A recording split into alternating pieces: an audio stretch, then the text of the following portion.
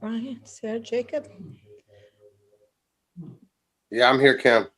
We got great. Okay, everybody managed to overcome the technical difficulties tonight. Marie, I believe that we're ready to start recording.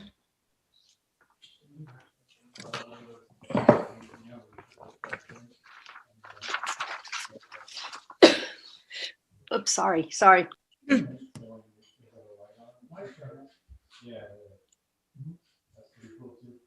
Okay.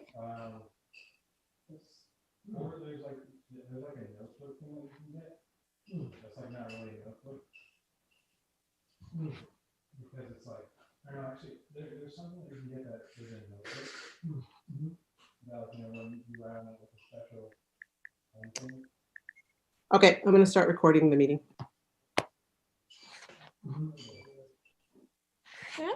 Calling to order the Albany Unified School District Board of Education regular meeting for Tuesday, November 17th, 2020. Now we have a roll call. Yes. Superintendent Wells. Here. Board President Trutain. Here. Vice President Duran. Here. Trustee Doss.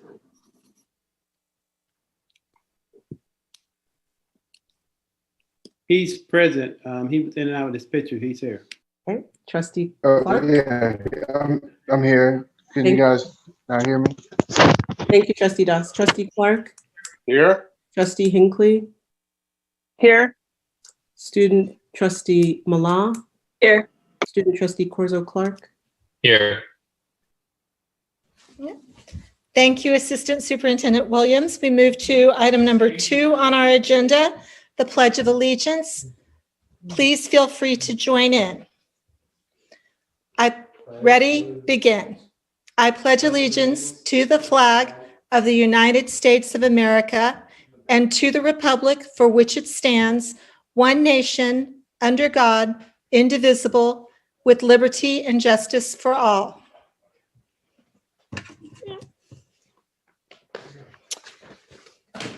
Now, if our student board members could please read the AUSD mission and vision statement and our meeting norms. The mission of Albany Unified School District is to provide excellent public education that empowers all to achieve their fullest potential as productive citizens. AUSD is committed to creating comprehensive learning opportunities in a safe, supportive, and collaborative environment, addressing the individual needs of each student. Our meeting norms are to maintain a focus on what is best for our students, to ensure a safe environment for all views to be expressed, treating each other, staff, and the public respectfully, to endeavor to find common solutions to issues through collaboration without sacrificing one's beliefs in what is best for the students, and to make a commitment to effective deliberation, each one listening with an open mind while others are allowed to express their points of view. Thank you, student board members. We move to item 5 on the agenda, report of action taken in closed session. There was no closed session preceding this meeting, so there was no action. We'll move to item number 6, approval of the agenda. Trustees, if you would like a change in the agenda, now is the time. And if there is no change, I'll entertain a motion to approve. President Trutain, I just wanted to ask, I would like to question one of the items in the consent calendar. Should I do that now or wait till the consent calendar? We'll do that with the consent calendar. Thank you. I'll move to approve the agenda. I second. Okay. May we have a roll call vote, please? Yes, certainly. Student Trustee Corzo Clark. Yes. Student Trustee Mala. Yes. Trustee Clark. Yes? Vice President Duran. Yes. President Trutain. Yes. Trustee Hinckley. Yes. Trustee Doss. Yes. Okay. Thank you. The agenda passes unanimously. And that brings us to item number 7, approval of the consent calendar. Vice President Duran, now would be the time to remove something, or to either remove something from the consent calendar so it could be discussed separately. I would like to recommend that we pull the 7-3, which is the agreement with Planned Parenthood. I would like to discuss that more with the trustees in further depth. Okay.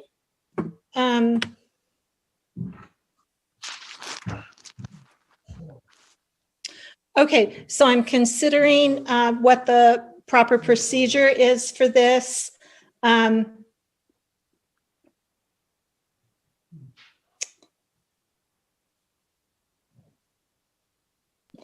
I believe any board member can pull anything. Right. It's just, I'm wondering if we should discuss this first, and then we can move to the rest of the consent calendar, or if we should do the rest of the consent calendar first and then come to 7-3. I think the practice has been the latter. I may be a little foggy, where you approve all of the consent items except the ones that pulled, and then you approve or not approve the item that's pulled. It's been the past practice.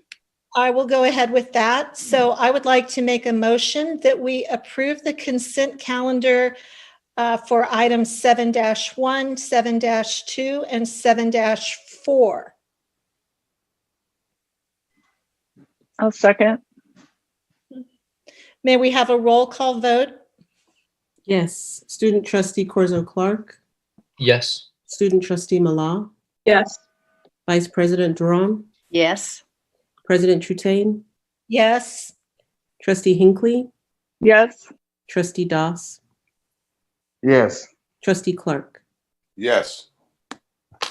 Thank you, board.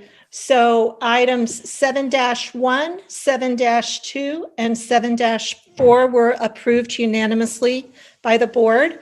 Now we will discuss item 7-3 separately. This item is the independent contractor agreement with Planned Parenthood for comprehensive sexual health and HIV/AIDS prevention instruction at Albany Middle School. So, Dr. Wells, I hand it back to you for your staff to introduce this item. Yes, I just want to acknowledge that we have our assistant superintendent helping to facilitate the meeting due to an absence we have tonight. In addition to that, she is orchestrating a number of presentations, including a Q&A on this item. So she's really has her hands full tonight. So there was one question about this contract with Planned Parenthood. Last year, we used Planned Parenthood. We were in a position to be able to provide in-person instruction. This year, because of schools being closed due to the global pandemic, we are seeking to contract with Planned Parenthood to provide instruction remotely. The scope of work provided by Planned Parenthood, would provide a synchronous live lesson at the beginning and at the end of this series of lessons, but the lessons themselves would be delivered asynchronously. So students would watch a video and would complete a worksheet or a workbook. And so the question that came forward from, at least the question I received that came forward from a board member, was about whether or not these lessons would be best delivered in person. Certainly they would be. We did investigate a couple of vendors who provide this curriculum, and both of them provided these materials in a manner which was mainly asynchronous. So if there are other questions, I'm happy to answer those at this time also. Vice President Duran, would you like to speak? Sure. I understand that this item, this is a curriculum that is required by the state, and the focus is for 7th graders. And I was the one that did ask the question, and basically, I feel that this really should be a class that is given in person or synchronous at least. And the fact that only 2 lessons out of, I believe, 14, it's basically 85% of the curriculum is going to be given asynchronously. And I'm really concerned because these topics are not only personal, but they're really some complex issues here. For example, one of the issues is sex trafficking. And how do you just give that to young people in way of a video and then answering questions? I actually did teach sex ed when I taught at King Junior High School in Berkeley many moons ago. And it's something that you really want to have contact with. You want to have eye contact with kids. You want to see how kids are responding. And I just don't feel we can do it asynchronously. On the other hand, I do understand that there is a requirement, and I'm wondering if we could have more time to ask the State Department about this, whether there are some other options, whether it could be postponed, for an example, until we are back, be it the end of this year or be it next year, or whether we could have an exception for this year for our students. So that's what I was thinking. And I don't know how I really did want to find out how other board members felt about this. Can I maybe suggest a compromise, if you will, or which might be, if we have to do this to fulfill the requirement, and I agree it's probably the hardest thing to teach remotely, much less asynchronously, could we pick up this grade next year when they come back as 8th graders and do this curriculum again in person the way that they would have gotten it if we were in person this year? It's not a significant amount of money. And I think, we're going to be playing catch up in a lot of things next year. So maybe that's one option, is that rather than sort of say, this is all that this cohort gets, we make a plan to have them be able to do something in person. And part of why I suggest that is that I agree very much with you, Vice President Duran, that doing this in worksheets and videos seems very inadequate, but I also think that doing it on Zoom is only marginally better, given the sensitivity of the topic. So it seems like rather than spend some time trying to find out something that is maybe marginally better, that we fulfill our requirement this year and then figure out how to do this in person for the same cohort of kids as 8th graders. But I don't know if that's something we could fit into their schedule next year. Can I put on table for discussion or maybe a third option? If we were able to find a person to do the topics via Zoom, because of the sensitivity of it, would the board be more in favor of us moving forward with this piece? And I ask that because I don't know if we would be able to get a pass not to do it, but I do understand it's far from ideal when you're introducing kids to such a sensitive topic via book, a booklet, opposed to walking them through and answering questions along the way. And so I want to ask, is a third option feasible? And I think that might go back to Vice President Duran original request. Is that accurate? If I could just maybe add a detail also about the way that this curriculum has been delivered historically. When we were in person, students in the 7th grade received this curriculum sort of as a push into their wheel. And so it's not a separate standalone class. It's a series of sessions that are scheduled into their current curricular program. So my understanding is that they were pushing into the wheel. So just as we're thinking about, certainly I agree that it's most optimal to provide this curriculum in person and or synchronously, but there also are some challenges with thinking about where that would be scheduled. In person, it's a struggle, and then also thinking about how that might be scheduled into our current remote teaching schedule. So I just wanted to offer that also as another consideration as you're thinking about the best course of action. I will take the floor for a second and say one thing that I'm missing here is hearing Principal Brill's voice. I wonder if we could table this item for the moment and pick it back up later in the meeting, where perhaps, I don't know if it would be possible, but at least we would have a chance perhaps of hearing from Principal Brill about this. It does seem to me, and I'm just one board member, that it would be impossible to get any kind of exception from the state.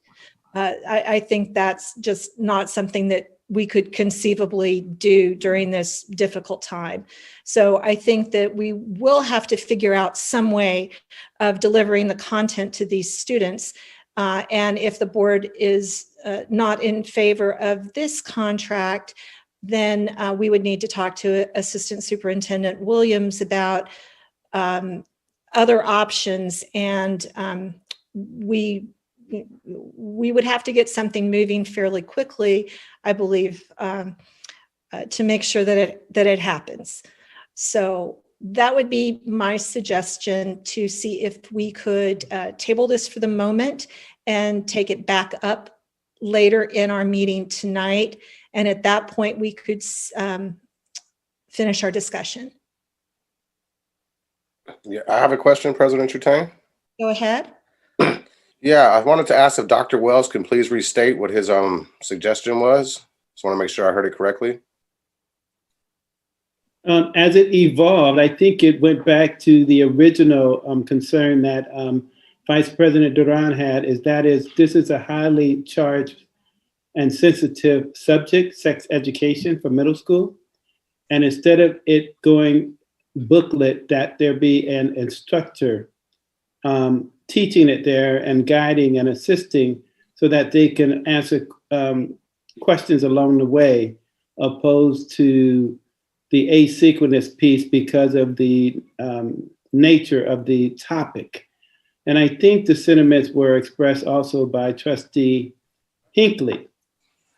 So I was wondering if there is an emotion. I think it would be a motion to just have the subject taught synchronously, where a teacher, a qualified person, can be there to assist to guide the students along the way, opposed to part booklet or mostly booklet, and out of 14 sessions, just 2 with a qualified instructor.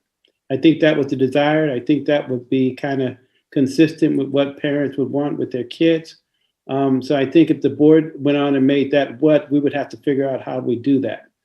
So that's what I had as a third option, but I think it evolved back into the original option that was presented by Vice President Duran. Is that accurate, Vice President Duran?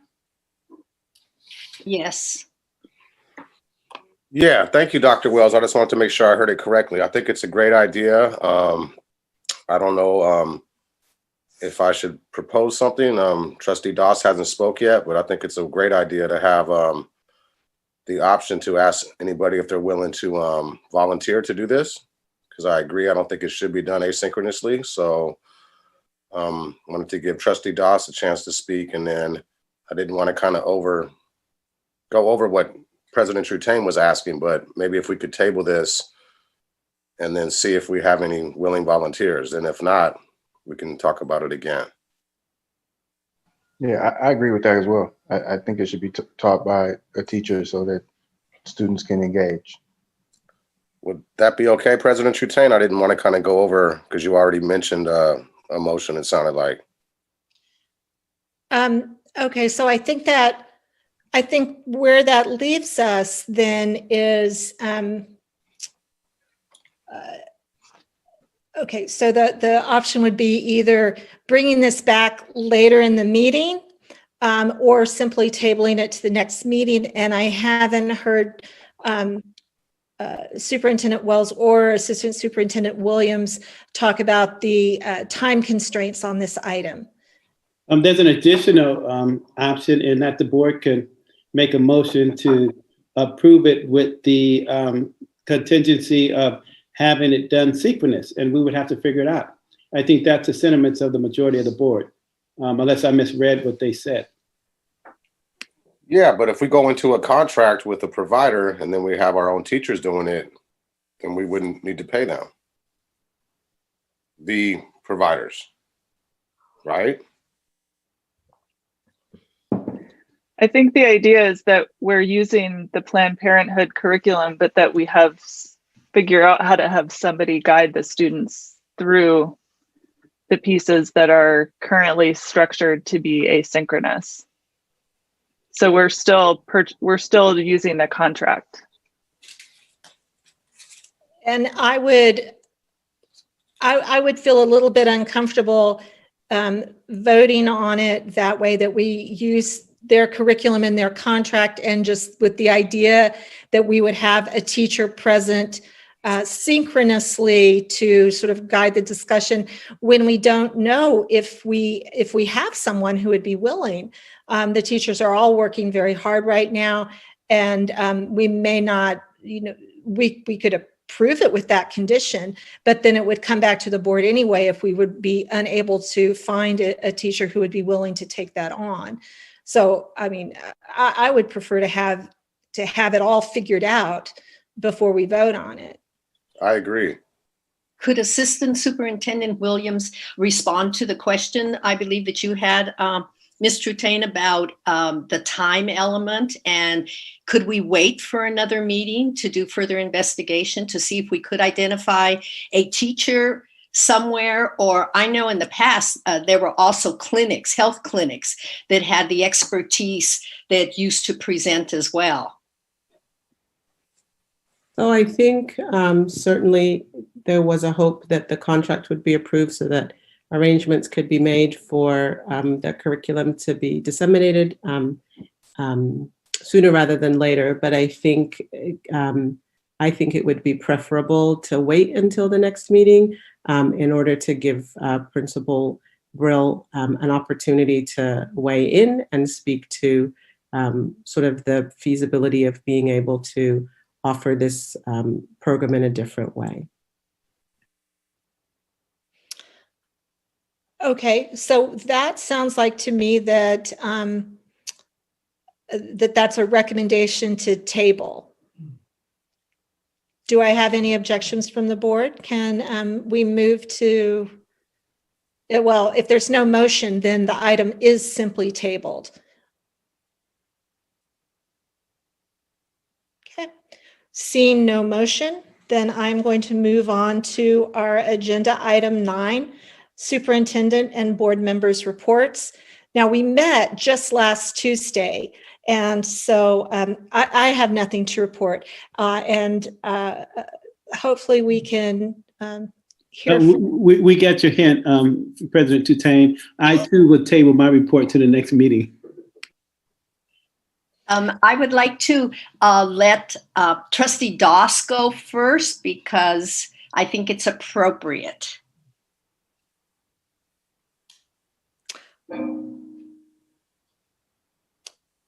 Trustee Doss, would you like to give us an update? Sure. My update will be pretty quick. I am now a father of 3. Emerson was born on November 14th, 2020. She's 7 pounds, 14.6 ounces. Congratulations. That concludes my report. I will also be quick, but I just absolutely need to do this. I have to give a shout out to Miss Libby Richardson, a teacher, and her 3rd graders at Marin School. I visited her classroom this morning through Zoom, of course, and I just have to say how much positivity there was with Miss Richardson and her energy level. I couldn't keep up with it, the limited time that I was there, but it's really to shout out to her. And I'm sure all the teachers in the district that are just doing their best to provide a fantastic Zoom program to the degree that that's possible with their students. So a shout out to Miss Libby Richardson and all the other teachers. Thank you, Vice President Durand. We'll move to Trustee Clark. Yeah, thank you, President Trutain. I'll keep it real brief. I just want to thank all of our students, parents, and staff for continuing to hang in there during this distance learning. I know it's not ideal for anybody, but I just want to thank everybody for working really, really hard. And also wanted to give a special shout out to our food service folks. A lot of people have mentioned them, but they're working really, really hard, providing meals to our families over the weekends. And just want to thank everybody for coming together and supporting our students and families the best we can. Thank you. Thank you, Trustee Clark. Trustee Hinckley?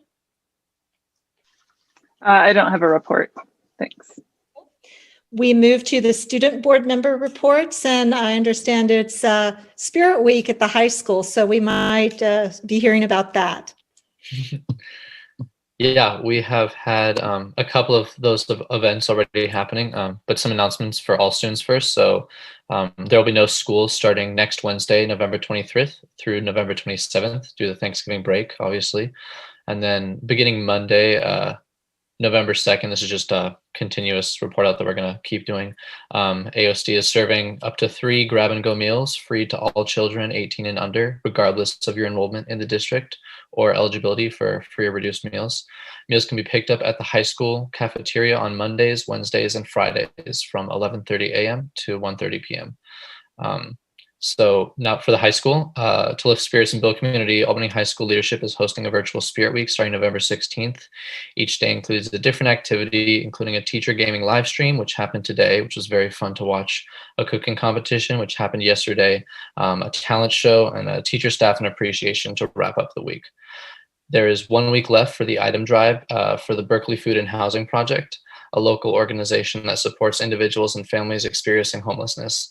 The needed items can be found at the URL in the minutes of this report and brought to the high school main atrium. And then each of the elementary schools, PTA is hosting a fundraiser. So at Marin, there's a Spirit Week and Fun Run, which started yesterday and goes until Friday. So each day includes a different activity. And then a 2K Fun Run will be held on Wednesday, November 18th. And at Cornell, the Cornell PTA is compiling a Cornell Around the World Family Cookbook. So they encourage that all Cornell students help their families choose and submit up to 3 family recipes accompanied with original illustrations.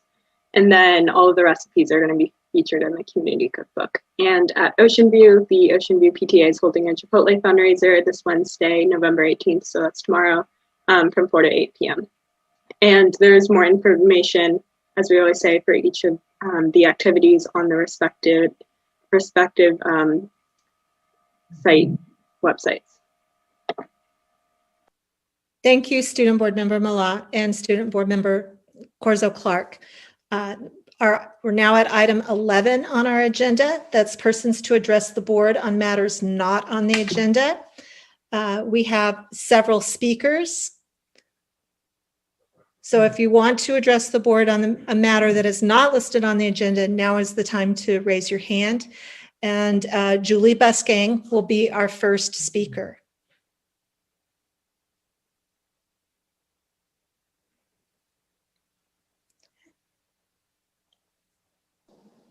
Can you hear me? Yes. Sorry, I did not mean to raise my hand. I hit the button accidentally, so you guys can skip me. Sorry about that. Well, thank you. Nice to hear your voice today. Thanks. Our next speaker is Ben. Please go ahead.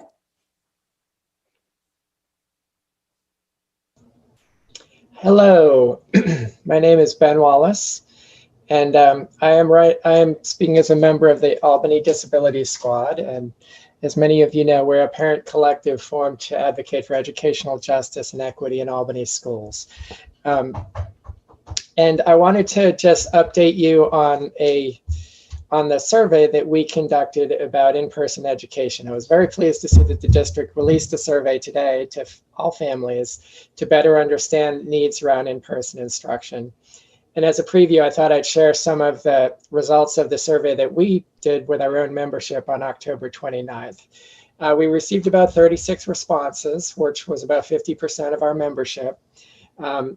And of those, 62 families said that they would send their student to in-person instruction if it were available, including 40% that said, yes, absolutely, I would. And the reasons people were citing, 87% said because their student was struggling academically, 52% because their student has a disability or requires specialized intervention, and 48% because it is developmentally inappropriate for their student to work independently. And I don't really have a time to go through all of the results, but we did publish it in the Albany Disability Squad newsletter. So we're thrilled to see that a very extensive survey is going to be going to the entire district, and we appreciate that it's going to the district in 4 languages. So thank you very much for sending that survey out, and we look forward to seeing the results. Thank you. Thank you, Mr. Wallace. And we appreciate the squad compiling that information. Our next speaker is Neri Castillo McIntyre. Please go ahead. Hi there. Good evening, board and administration. First of all, I would like to extend my congratulations to board member Brian Doss. I hope you and your wife and Sleep get reacquainted really soon, because you're going to be in a fog for quite a bit. So good luck with that. I wanted to follow up to the comments that Ben Wallace just made. I'm also a member of the Albany Disability Squad, and two of the things that the Albany Disability Squad has tried to do is try to figure out, one, of course, whether parents are interested in sending their students to in-person learning, and two, because the squad put up a proposal that the centerpiece of which is volunteers, both on the part of teachers and on the part of families, a way to figure out who on a volunteer basis would be able and willing to come on campus for in-person instruction. And so the squad would really like to know whether or not the teachers have been polled yet, what the results might be, and on the basis of that inventory that you have of number of teacher volunteers and number of families who are willing, how you would be able to match the need with the supply, so to speak. So if you can speak to that, that would be very helpful. Now, lastly, this is not related to it, and this is an item on the agenda, actually, but in the consent calendar, there is a separation of service that affects our students directly. And so we would like to ask Dr. Front what the plan is for room 6 at Cornell. Thank you. Thank you, Mr. Castillo McIntyre. I just have to remind the community that when we receive comments on matters not on the agenda, the board cannot discuss those items because they were not on the agenda, and this has to be a noticed public meeting. Staff can give clarifications of fact. So Dr. Wells, I turn it over to you if you would like to give a clarification or a statement of fact. Yes, I want to respond very briefly to the request of surveying teachers about volunteering teachers to come back. When we have negotiated items, we don't want to commit Unfair Labor Practice Act. And in our estimation, that would be an Unfair Labor Practice Act. Many of that kind of issue is brought up at the table, and that's where we discuss it with our folks. And so to just give an illustration of how complicated these issues are. I share that because they're not always black and white and as simple as it appears. So that's my response to the issue regarding surveying teachers about volunteering to participate in in-person activities. But the other question was for special ed, and I think that I'd like to turn that over to Dr. Cynthia Ortiz-Front. Thank you to all. Good evening to all. We have plans to have the class covered in a consistent way, and there will be information going out to parents tomorrow with the details about that. Okay. So thank you very much, Dr. Ortiz-Front. Seeing no other community hands raised, we will move on to our item number 12, staff reports. Our first item, 12-1, is secondary mental health program update for 2019-20. So this is the data about the use of our mental health services, I believe in the secondary, in the secondary schools for last year. I hand it over to you, Dr. Wells.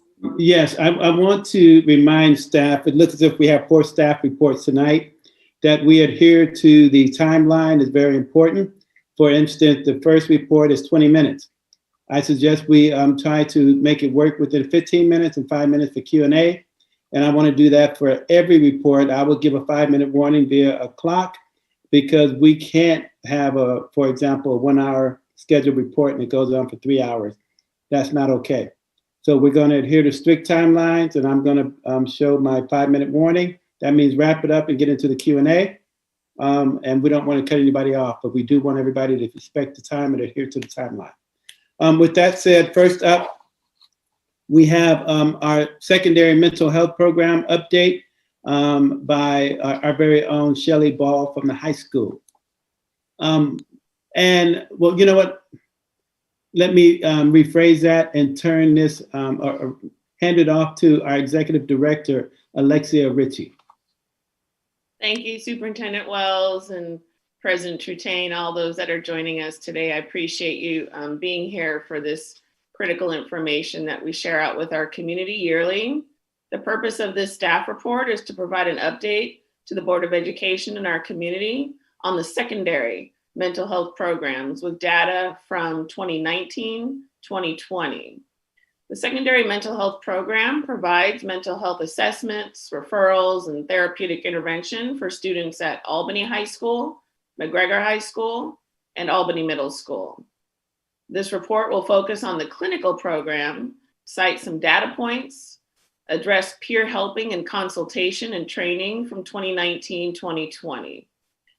With us tonight is our mental health coordinator for secondary schools in Albany, Ms. Shelley Ball. So I'd like to introduce Ms. Ball, who will give an overview of last year's programs and bring forth some information about the current school year. So thank you, Shelley Ball, for joining us today. Thank you so much, Alexia, and thank you to all. I just peeked back and noticed that the last time I presented to the board with Will Kaysen from the middle school and Sally Cohen from McGregor and Joanne Weil from the elementary schools was March 10th, our last week on site at school. And back then I described sort of the program and all of our programs in terms of how they work and how referrals are made and how students are seen, how decisions are made, et cetera. So in an effort to keep this short, as Dr. Wells had asked, let's just go through the data that we were able to compile since Sure, yeah. Since actually we can go back to the slide before, just a reminder and a quick read that our program serves the 3 schools and we serve students suffering from depression, anxiety, and overwhelming external circumstances that are impairing their ability to optimally function academically and or socially. and that our services are very broad. It's not just ongoing therapy, and just a reminder that that really only encompasses what we do with about a third of the students who are referred to us and who we deliver services to. There's a lot of consulting, there's a lot of case managing, and there are groups, and then there's a lot of referral out when we can connect with parents. And that most of our services are provided by graduate or postgraduate mental health interns. Under, I guess my name is here, and if I'd updated this, Sally Cohen's new replacement is Rachel Gordon, who's an LCSW overseeing the program at the middle school and at McGregor. So now on to last year's data. Last year we saw 246, or we served 246 students.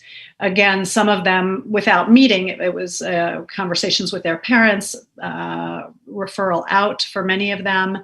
But of these students, we had 2,046 appointments with the mental health program. Typically, I can break this out into office visits and other, but for this, I included office visits and telehealth visits, which were the Zoom telehealth visits we began on March 16th. So as you can see, 170 of these 2,000 or so appointments are with the parents and caregivers. And this would not include phone calls, short, brief phone calls. These are actual, for the most part, hour-long meetings with parents and caregivers. And then aside from family collateral work, we work collaterally with all sorts of staff in the school. It could be teachers, it could be counselors, and we work collaterally with providers on the outside. It could be a student's outside psychiatrist, or maybe the student was hospitalized and it could be the hospital staff, etc. Of the 246 students, and it's always about this, about a third, so 86 and last year, participated in ongoing individual therapy. And when I say ongoing, I mean longer term. So this would be more than 8 sessions. And 11% of these students were in 3 student groups. And then the remainder received, as I said before, referrals, consultations, brief crisis interventions, or drop-in services, or case management. And then this is a mistake, and I feel like a thank you to a board member who caught this, because I received some questions before I came on tonight. There were actually not 40 students with significant suicidal ideation. There were 31 students last year with significant suicidal ideation, I think 27 the year before. So it's about the same. We tend not to see a lot of fluctuation in years. And the 40 refers to how many assessments we were doing. And these are what we call significant assessments, which is that we have a sort of uncomfortable feeling that we really have to prod, not just what we might ask anyone who's depressed, oh, have you ever thought about suicide, but someone who's showing a significant need for a more thorough assessment. And then we always try to keep track also of the number of students overall that are receiving substance abuse related treatment, and that could be their own use, and it could also be the use of a significant other, such as a partner, a good friend, or a family member. Next slide. The peer helpers, yes, last year and this year also, we trained 22, and we've got 22 again on board this year. And March came along, and we had been gearing up for our second of the presentations we do in IHS classes, and we made our first peer help movie on sexual consent and sexual decision making. We had managed in December to do our usual, depression, suicide, and mental health focused presentation in the IHS classes live. So that was peer helping last year, and then we managed in the late spring to have our usual application process and selection of new peer helpers for this year. Next slide. Here are numbers broken down by schools: Albany High, Albany Middle, and McGregor. And I'll just, that's in your packet, so you can look at that, or I suppose this will be posted as well online. And then the next slide. The last slide is a little bit about, are you catching a last slide or no? Shelley, that's the last slide. Okay, so there is, let me just, this year, just a very quick report. At the 3 different schools, we've been busily responding to referrals. Albany High School, this was as of last week. Albany High School had 77 referrals so far, with 33 students being seen for ongoing treatment so far this year. At AMS, 38 families have been contacted, and about 17 are currently being seen. And then at McGregor, all students are received an offer of services, and currently about 1/3 of them are being served. So that's what's happening this year. Really quickly, because I noticed that on the slides we're missing the sort of consultation and training. So let me just quickly say that that we provided a teacher support group last year in the spring, in the late spring, as teachers were scrambling to figure out how to be teachers and parents, and have the stressors of COVID on themselves as well. And I also provided teacher training along with several colleagues. And then this year, we've had a parent group at the high school running, particularly on how to care for your teen, socially and emotionally during COVID. And I am guessing that we'll have another parent group like that in the spring. Questions?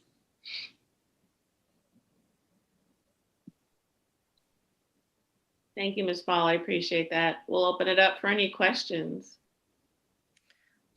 Board will take questions from trustees first, and then of course we'll open it up to the public. Ms. Ball, I just wanted to mention on that last data slide that you showed, it did look like the bottom row added up to 40. So I believe on that slide it says intensive suicide assessments. And in the earlier paragraphs, I just think it makes more, my mistake was in the slide above on how many students that represented. So if we're seeing someone who really struggles with suicidal ideation, we may have reason to be concerned several times over the course of treatment that they may actually be in imminent danger. And so there are some students for whom they may have had 2, 3, maybe 4 tops sort of intensive assessments. I see. Thank you very much for that clarification. Trustee Hinckley, go ahead. Thanks. I always love hearing about our mental health programs, which are so important. Could you tell us something about how this is sort of functioning this year now that we're remote, since students come to us in ways because of how they're behaving in school and what we observe, and I'd like to hear if there's some of that going on even over Zoom, but assuming that there's not much, what are the ways that you're sort of trying to make up for that? And so that's one question, is just how are you identifying students that are needing help, particularly if their parents may not be part of that equation for whatever reason, aren't observing it or are perhaps part of the issue.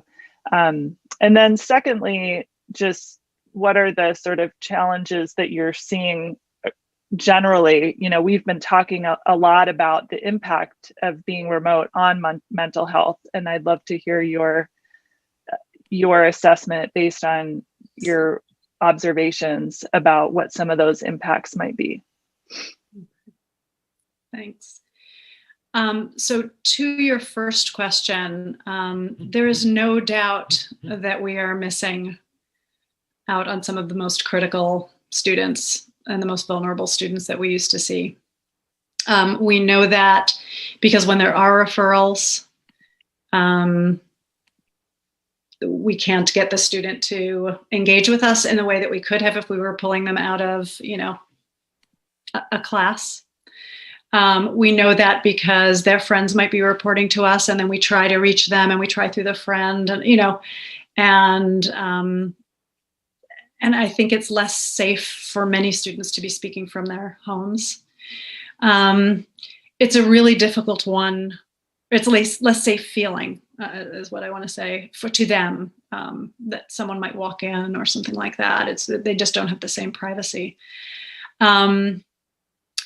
One of the things the first staff meeting at Albany High School, we spent probably 30 minutes discussing with the teachers that they are really the eyes and ears to the students. It's not like kids are dropping into the mental health suite all the time the way they used to.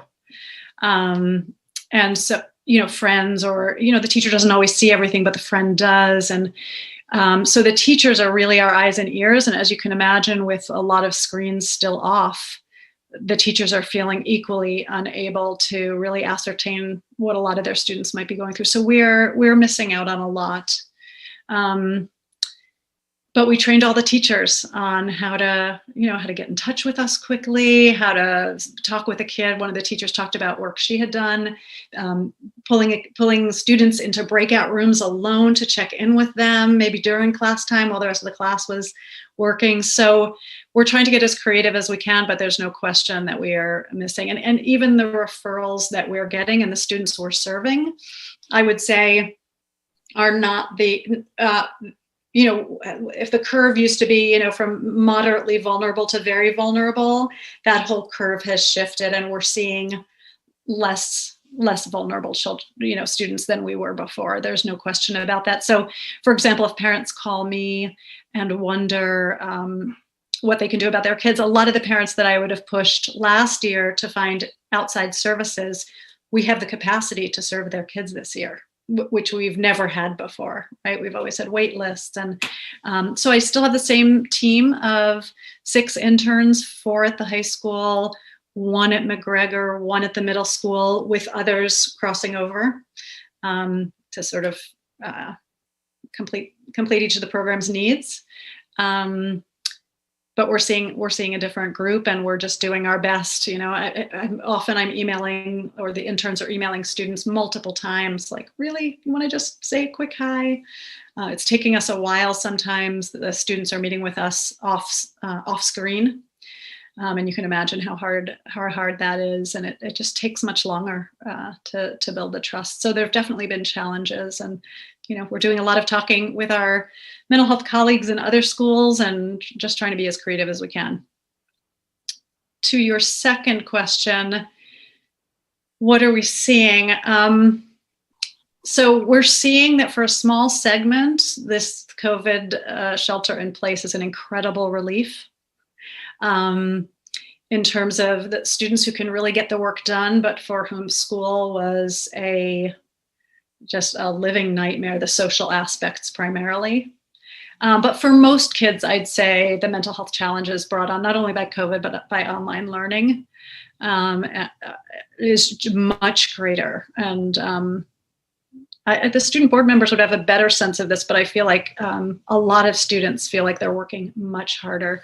They're zoomed out for the 6-7 hours a day, and then there's a lot of other work, even though the school has put into place lots of interventions and requests of teachers not to give homework on the weekend. It's hard to do it all in isolation in your bedroom. So we're seeing a lot of stress about academics, and then we're seeing, the mental health issues that are facing not only the young people today, but the adults in our society as well, the isolation, the depression, the anxiety.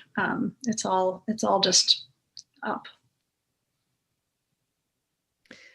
Vice President Duran? I have a question, and I'm really happy that our expert is here tonight. And maybe thinking in a more forward, more positive question has to do with next year, when ideally we'll be back in school, or, you know, when we are back in school physically. Could you, as the expert, really, do you have in mind other strategies that we could employ to support students in their mental health, in the mental health area? You know, besides your expertise and that of your group, do you have other ideas? Just off the top of my head, I mean, I'd love to ponder this a little bit more, but you know, the key to resilience among young people with a lot of stressors in their life is having a connected adult and having meaningful activity. And so I often say, in terms of mental health, the sports teams, you know, any increase to sports teams are doing as much as I do, and sometimes more. Any increase to just counselors, people who have the bandwidth and time to check in on kids on a regular basis. What other, you know, clubs and like you name it. If we know that the key to resilience over time, when you look at adults who had an extraordinary number of risk factors as youth, if they had a consistent, loving adult who they felt could see them and understand them, that was the key to their resilience. You know, and oftentimes it's a neighbor who they, you know, who they just met in the backyard and gardened with. But I think really, sometimes I'm asked which programs are most important, and really all of the, you know, bring in more coaches, bring in more club advisors, bring in more counselors, or bring in more mental health folks. After school activities, I would say that would be huge. So. President Trutane, we exceeded the 20-minute allotment. Just wanted you to know that. Okay, but I would like to hear Student Board Member Corzo Clark's question to Ms. Ball, and then we'll quickly give our public a chance to comment before we move to our next staff report. Yeah, I just had a quick question. So as I'm sure you know, a lot of students will take what's called a mental health day. Well, they'll just be feeling under the weather and stressed out, and they'll skip school for the day to rest themselves. And I was just wondering if the mental health office is able to track that at all, and if not, then if the schools, if school sites tracked the number of mental health days that students took, how that would sort of help your efforts.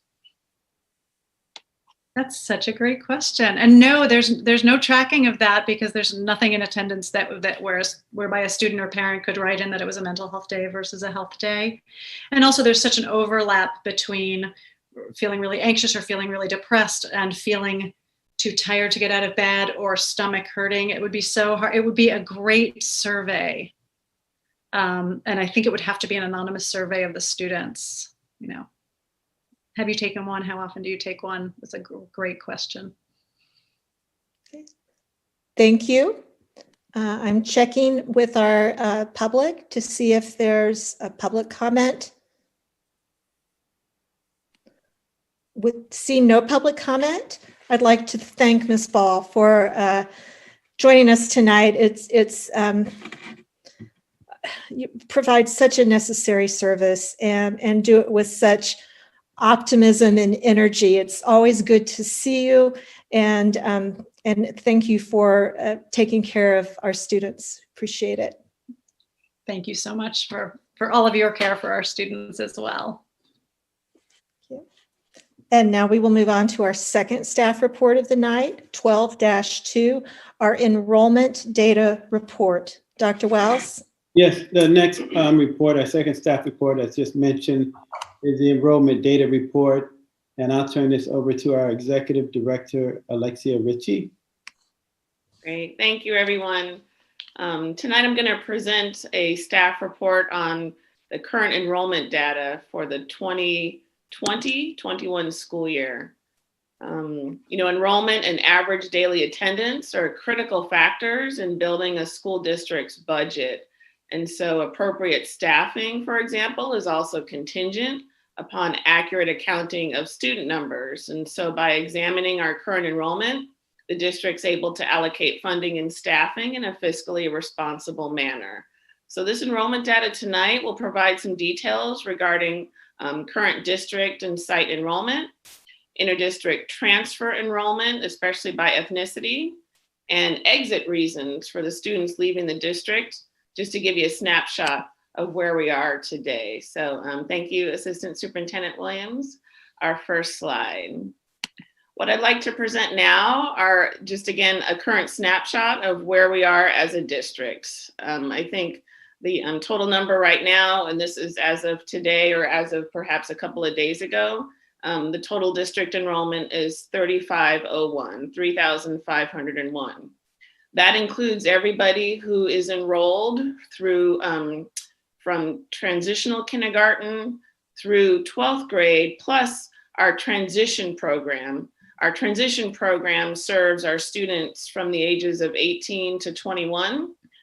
They all receive IEP or special education services. And so the 3,501 that you see there, again, is inclusive of transitional kindergarten through our transition enrollment. Albany High School currently has 1,182 students.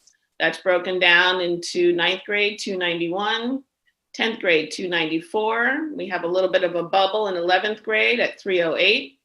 And our current 12th grade class is 289. McGregor High School is our continuation high school. We have a number of students who are concurrently enrolled at Albany High. You can see we have 16 students that take classes both at McGregor High School and Albany High School. Those 16 are included in that 1,182. We do have 2 students who go to McGregor High School classes solely. They are not concurrently enrolled, and so we have 2 students who are enrolled just in our McGregor High School continuation program. Moving into Albany Middle School, their current numbers are 840. Of that, we have pretty steady numbers going across. We have a little bit of a smaller 6th grade class this year at 263. We've got 282 in 7th grade. We currently have 295 in 8th grade. Now taking a look at our 3 elementary schools. As you know, Ocean View Elementary is under construction. They do have kindergarten students who are assigned to Ocean View, but do note that the kindergarten classes are split between Marin and Cornell physically. But as of today, Ocean View Elementary did have 78 students who were assigned to them for kindergarten. 1st grade was 65, 2nd grade 68, 3rd grade 68, 4th 75, and 5th 74. Total number then of students at Ocean View Elementary, 428. For Marin Elementary, we've got the total number of students coming in at 494. Of that, we've got 63 in kindergarten, 75 in 1st. We have quite a bubble in 2nd grade. In fact, for Marin Elementary, we actually have 5 2nd grade classrooms there. That's why that number is so big at 109. We've got 91 3rd graders, 76 4th graders, and 80 5th graders at Marin. Again, that totals 494. At Cornell Elementary, which happens to be our biggest elementary school right now, we've got 542 students. And I apologize, transitional kindergarten is not on there. I can look up those numbers. I apologize for omitting that. We do have 118 kindergartners, 84 1st graders, 93 2nd graders, 71 3rd graders, 91 4th graders, and 85 5th graders. I can tell you that we have 2 sections of transitional kindergarten at Cornell, but I'd like to pull up the numbers, and I will at our break, and I'll make sure everybody knows what that is. And then we also have 13 students who attend non-public schools. Primarily, these are students, again, with IEPs. Those students, again, of the 13 range from grades 5th up through 12th grade. Again, to summarize, our current total district enrollment right now is 3,501.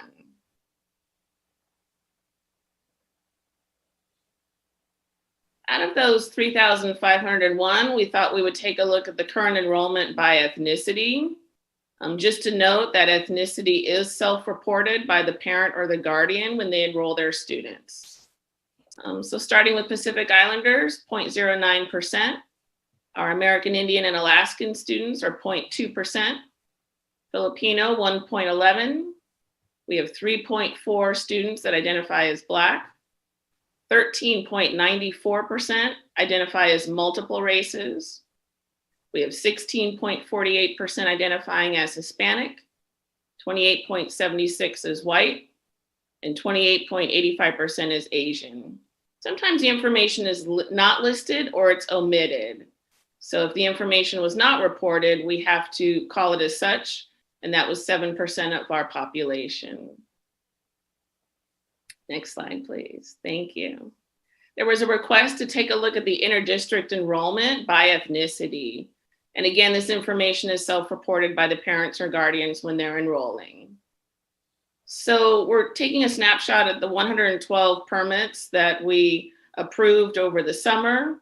We're still approving some as of today. But out of the 112, if we take a look at those, we have 43 students, or 38%, identifying as white, 30 students identifying, or 27%, as Asian. We pulled in 29 students, or 26%, as Black, and 10 students, or 8%, as Hispanic. I would like to point out, for example, the data for our Black interdistrict enrollment. As you saw on the previous slide, Albany Unified School District has 3.4% Black. And I'm very proud of our efforts then that our interdistrict transfers indicate that I think 26% of our interdistrict transfers this year were Black. I'm very proud of all of the numbers, and we welcome all of the students, but I know that that was significant, and I wanted to point that out. Next slide, please. There was a request to take a look at who exited the district. And I'm going to take a look at the 107 students that we took a look at from June 12th to the present. The reasons for leaving, again, are self-identified. It's a drop-down menu. So out of the 107, again, that we took a look at in that interval, 27% relocated out of the country. 19% of the students relocated out of the state. We had 21% of those students transferring to a California private school. And we had 14% of those students transferring to another California public school. And there were various other reasons that people could write in. 19% of the students reported that they exited for another reason other than those that were most commonly used. Again, that was just a snapshot, that interval from the middle of June to the present. I'd like to turn this over now to our Chief Business Official, Jackie Kim. She's going to walk us through some of the enrollment trends. Okay, thank you, Executive Director Richie. So this is the grade table to see our cohort developed by our Trustee Hinckley. So you can see the grade level and cohort. For example, one thing that I like to point out is 9th grader. You will see a big jump from 8th to 9th, about 8.2%, which really shows that we have a successful IDT on the 9th grade. And that was one of the focus we had. And I'm happy to share. But overall, you can see that we are dropping our number of students. So at 2021, we have about 2.37% compared to last year's decline. And I think maybe next page might show an overall picture. If we can move, thank you. So this is the overall trend from 2014-15 years to 2021 of this year and also next 2 years. So as you can see, in 14-15, we started with about 3,881 students. And now we are at about 3,500. So we lost about 380 students. Okay? So that's a significant decline in enrollment district that we are in Albany. And this is earlier, Executive Director Richie mentioned that this is important issue that we will have to address, because when we lose our students, we will also have to lose our staff. And this goes to the same direction. So this is one important thing that we will have to address as a district. And if Trustee Hinckley would like to add anything on the earlier worksheet, you are welcome to chime in for any information addition you would like to add. I guess I'll just, can you hear me? Okay, sorry, I left the meeting because my internet's not working very well.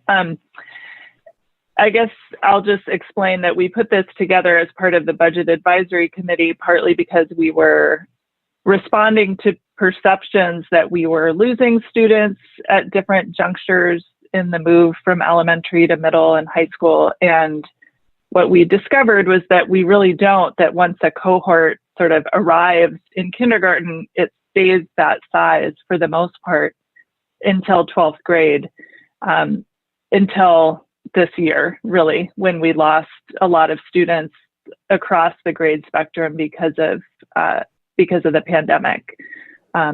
So I'll just explain that's why we put it together, and that now it's giving us a chance also to identify a shift, not just in our overall enrollment, but a gradual decrease in our cohort size, which we've been discussing quite a bit, both because of its budget implications, but also because as the cohorts arrive in high school, the more they begin to shrink, the more it impacts our ability to provide services and eventually perhaps electives at the high school level. So people can see from here that our cohorts were averaging around 300 students, 300 plus students, and now our cohorts in elementary are about 60 students lower than that, which is part of why we've been having a lot of conversations about how to respond to that, since some of it is clearly a broad demographic trend, not unique to Albany. And then some of it may also be impacted by some local factors, for example, the elementary reconstruction. So. Thank you both. And just to follow up, we have 47 transitional kindergartners. They're all housed at Cornell. So at this point, we would like to open it up for any questions. Board, we'll have questions from trustees first, and then we'll open it up to the public.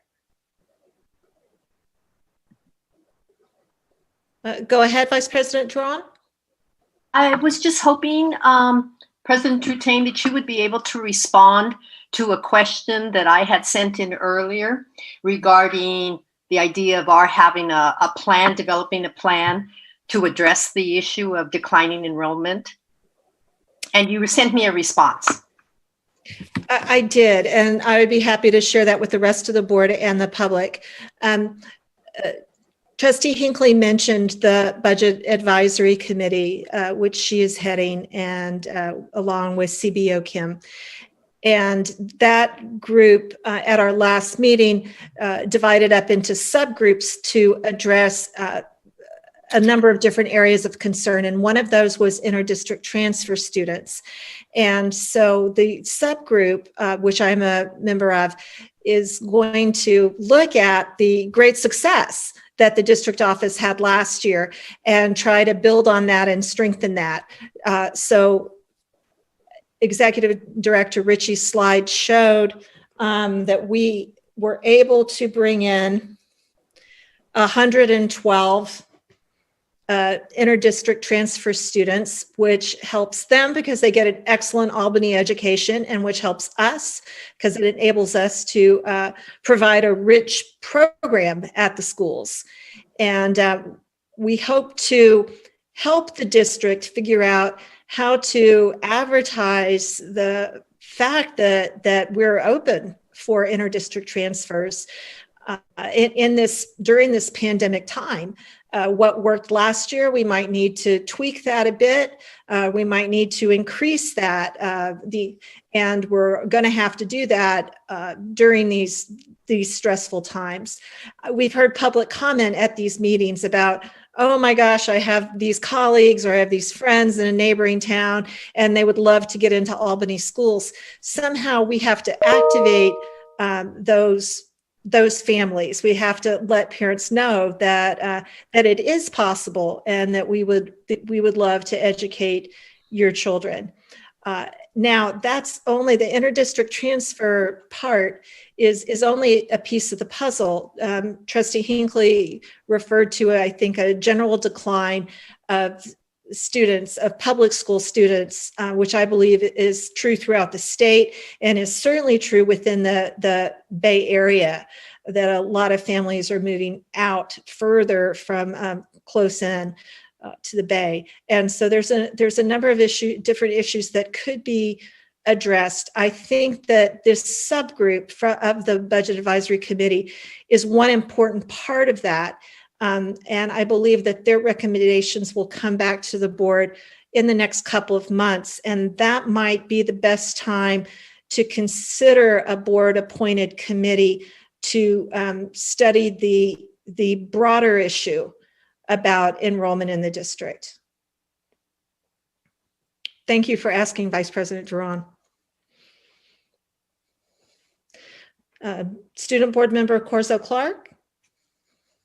Yeah, I was just wondering if, Ms. Ritchie, if you could provide a little more context for the 21 students that reported other reasons, like maybe a couple examples of what those other reasons have been, and then if there have been any trends in those other reasons that relate to the district services. Anecdotally, some of the reasons might be more family-based. Maybe they need to consolidate families. Maybe there was something closer to a school in Berkeley, things like that. And sometimes it's just they're clicking other. They're not giving us a reason. It just didn't match any of the drop downs. It was just an other. And there was a question about looking at reasons, let's say, related to COVID-19 circumstances. We didn't ask that specifically. I mentioned, I think, to another board member, anecdotally, I could maybe say up to about 25% of those who left, maybe left for COVID reasons. For example, they might have asked us if we could support them if they moved to Montana. We said, well, you might want to look at something that's closer to Montana, especially if you're going to be pivoting to a hybrid model. So that would be an instance then when somebody had to move out of the state because of a COVID-19 reason. They needed to quarantine with another family member, let's say out of state. So we didn't ask that specifically, but we were looking at trends that might have been related to COVID-19. We'd have to do a couple of other, let's say, longitudinal data digs, but that's a good question to see if the number of students who left this year is consistent with previous years, since every year people do leave the district for various reasons. Good question. Thank you.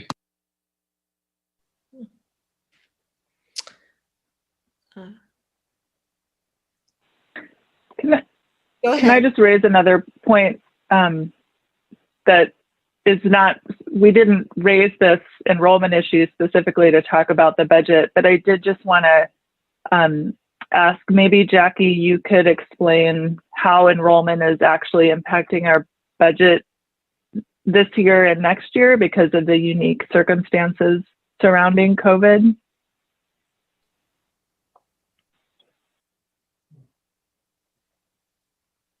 Sure, thank you for that question. So, school district gets funded higher of prior year and current year ADA, average daily attendance, which is also close to enrollment data, right?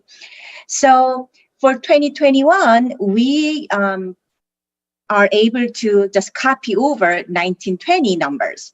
So in that case, it's we call it ADA hold harmless. So now when we move to 21-22, when I said earlier about we get funded of current or prior year, so in 21-22, we also get to use 2021 number, which is also 1920 number.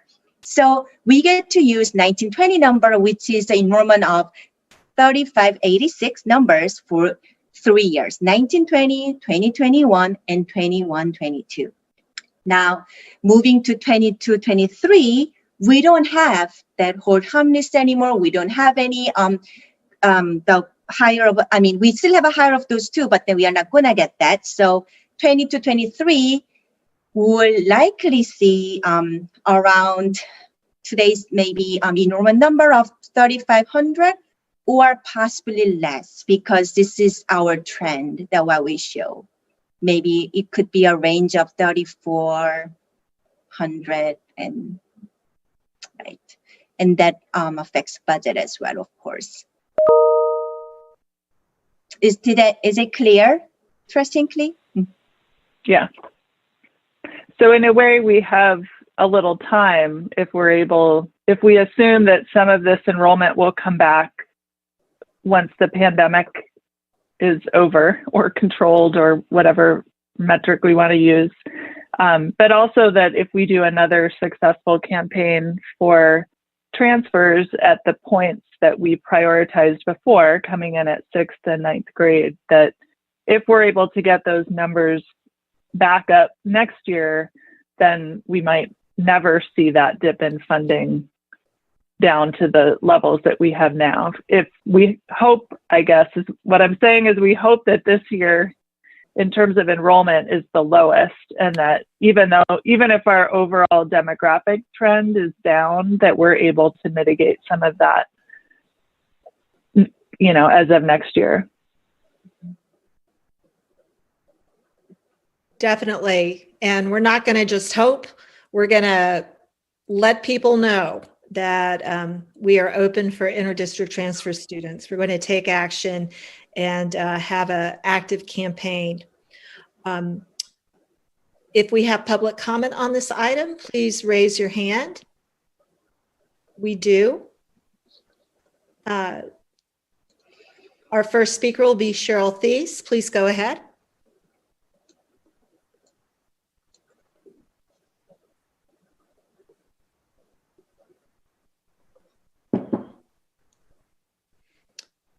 Ms. Thies, I'm not hearing you.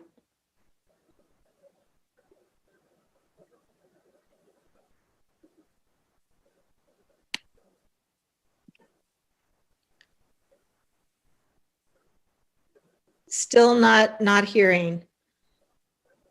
Okay, one more time. How's that? There we go. Okay.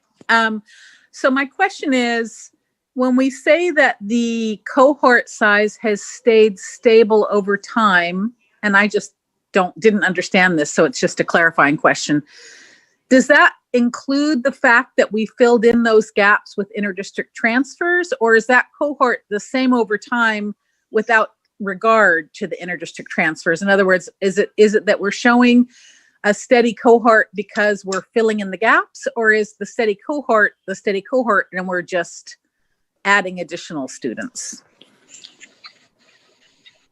We found that the cohort stayed steady with the original students. So that when we brought in additional inter-district transfers, it would bump up the cohort size for that particular cohort. Does that make sense? It does. Thanks so much for clarifying that. The only exception to that was from last year to this year, because we lost an unusual number of students who left school because of the pandemic. Okay, thanks so much. Okay. Thank you very much, Executive Director Ritchie and Trustee Hinckley and CBO Kim for that data enrollment report. Well, excuse me, that enrollment data report. And now I would like to move to our main staff report for this evening, our student achievement report from Albany High School. Dr. Wells? Yes, just a reminder, we're allotted 60 minutes maximum for our high school student achievement report, responding to our data.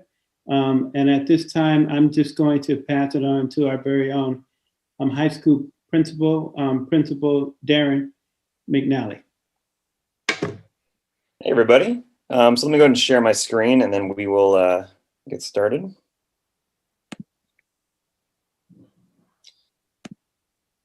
Okay. So what I'm going to do tonight is kind of provide an overview of some of the achievement data that we've had out of Albany and McGregor high schools. For most purposes, I'm just going to kind of include them all together here, looking at the two schools together. One thing to remember about looking at some of the data right now is because of COVID, we are a little bit hampered in the usefulness of the information that we have. Some of the things we're going to look at are in some ways a little bit outdated. The latest SBEC data that we do have is from the spring of 2019, which does represent our graduating cohort from the class of 2020. but that is the latest information that we have. We also have some dashboard data and some other things that go back to 2019 or 2018, because that is the latest information that we have. The first thing to look at here is just a general overview of all of our SBAC results so far. Let me go back. So the most important thing that we want to pay attention to is the net percentage of students who are just at meeting or exceeding. I think there can often be an attempt to kind of get drawn towards the number of students who are exceeding, and I think we really want to actually really focus on how many students do we have really performing at or above the grade level. So in English language arts, we have about 80% of our students performing at grade level. Something to remember about high school SBAC data is that high school, we only have SBAC data from 11th grade. We do not do testing at any other grade level. And we only have data from ELA, English language arts, and mathematics. There are currently, we're getting close to having data for science, but that's a couple years away in the assessment protocols. So as I said, in English language arts, we're at about 80% meeting or exceeding. And then in mathematics, we are at about 70% of students meeting or exceeding. And I want to break down some of these numbers and kind of go into some other trends and also provide some comparisons as well to contextualize some of this information. Looking at it first, broken down by ethnicity, we see that among white students in English language arts, around 89% of them are at or above grade level, and then about 74% are at or above grade level in mathematics. Among Asian students, this is at about 83% in English language arts are at or above grade level. And then in mathematics, it's about 83% are at or above grade level. Remember that these ethnicity and race designations are the same designations that are used by the state of California. And so we are using their protocols for identifying students, which are mostly based on how families choose to identify. And then classifications within such, Hispanic is with one group in and of itself, and some of those differentiations. The next is Hispanic and Latinx are at 65% meeting or exceeding standards in English language arts. In mathematics, that is about 44% meeting or exceeding standards in mathematics. There was a typo on a previous version of this presentation that I know was sent out to the board. So for 2 or more races, that was incorrectly identified in a previous version of this presentation. But for 2 or more races, 89% are meeting or exceeding standards in English language arts. And in mathematics, about 87% are meeting or exceeding standards for students who identify with 2 or more races.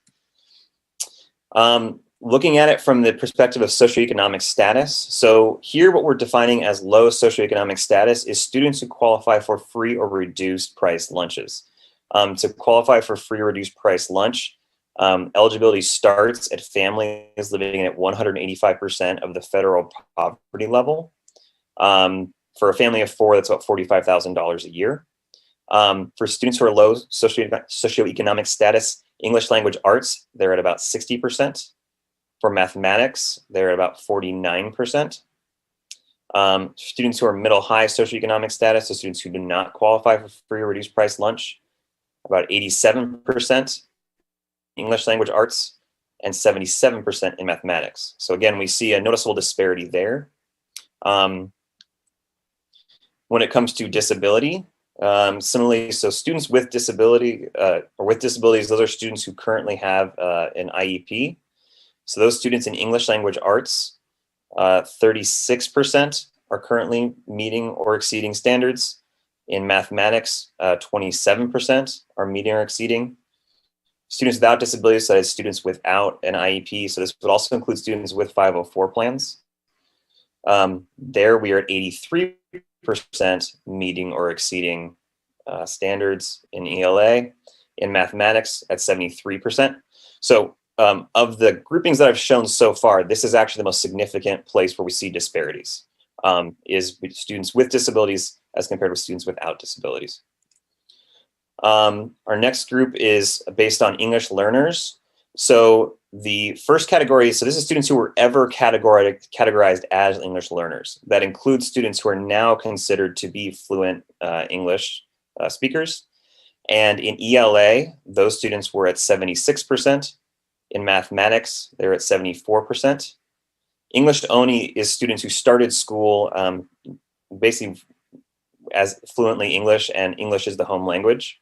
So those students, we are at 82% for English language arts, and mathematics at 67%. So again, there is a bit of a discrepancy there. And then another important way to look at this information, and I'll come back to some more of this later, is looking at basically comparison over time. So before, what I've shown is all data from the same group of students.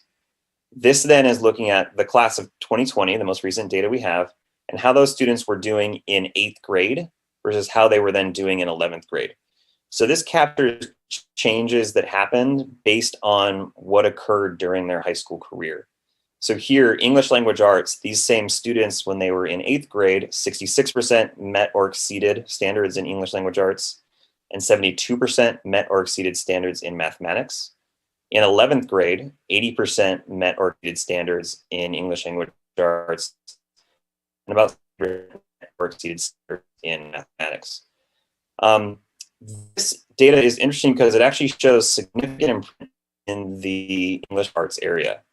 Another way to look at this is about a third of the students who were not considered to be meeting or exceeding standards in ELA were able to meet standards by the time they were in 11th grade. So we closed a portion of that gap there.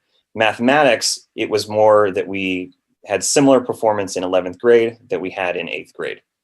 So some similar trending, a little bit of a movement around kind of standard met versus standard exceeded, but overall similar numbers of students meeting or exceeding the standards. So here, this is some of the same data, but actually providing comparisons with Alameda County and California. So one thing to note here is there's no bars for all, because this last time we did for African-American students, because in our most recent round of the SBAC, we did not meet the minimum threshold for it to be reported as a separate grouping. So consistently, what we see here across all racial groups is that in ELA and mathematics, Albany students tend to do slightly better.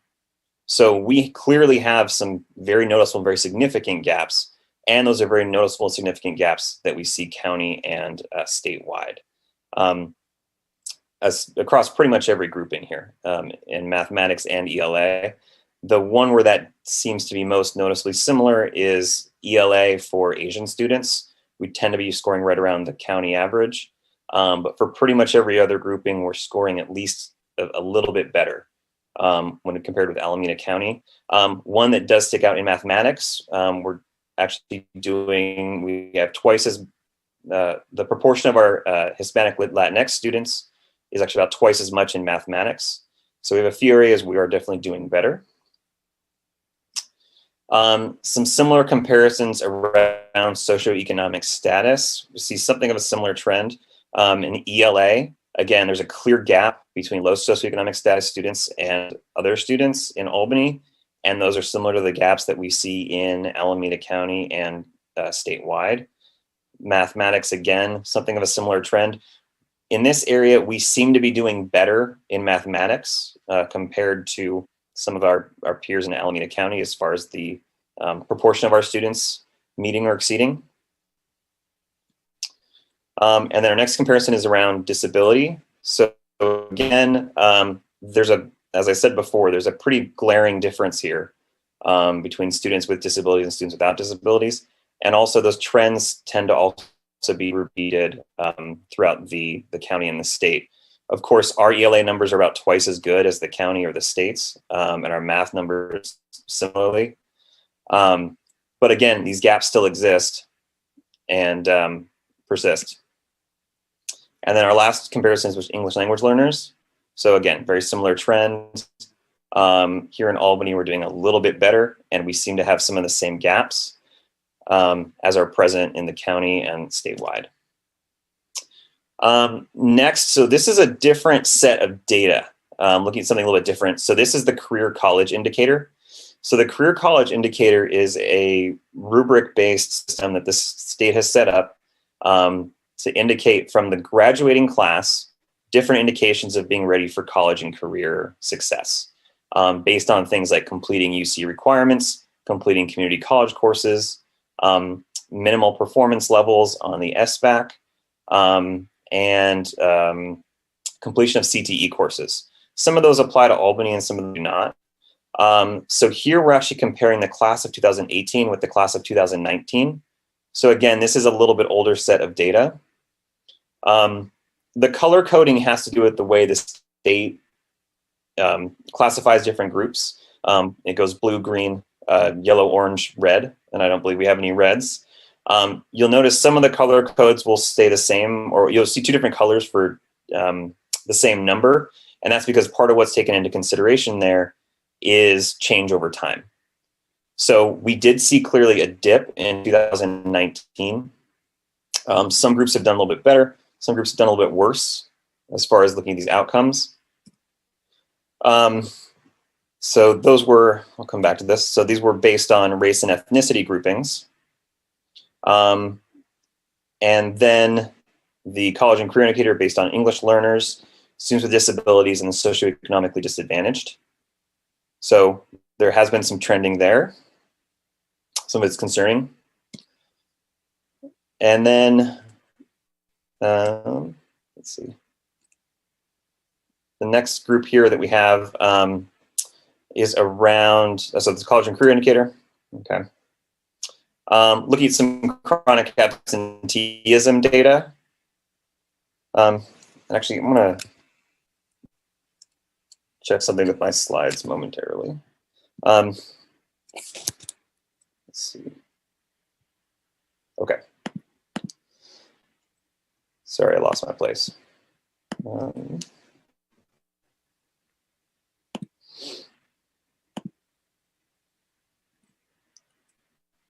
So looking at some of the chronic absenteeism data. Let's load. So looking at chronic absenteeism. So chronic absenteeism is defined as students who miss 10% of school days for any reason.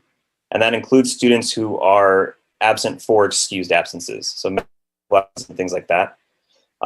So we have seen a little bit of improvement in that area, most notably actually with students with disabilities. And then let me come back to one of these. And then also look at some of the chronic absenteeism data by ethnicity. So here we actually notice the color coding between 2018 and 2019 for AUSD wide for high school. Notice those numbers are actually the same, but the color got a little bit better because we actually maintained in some areas. Some groups we did see getting slightly worse.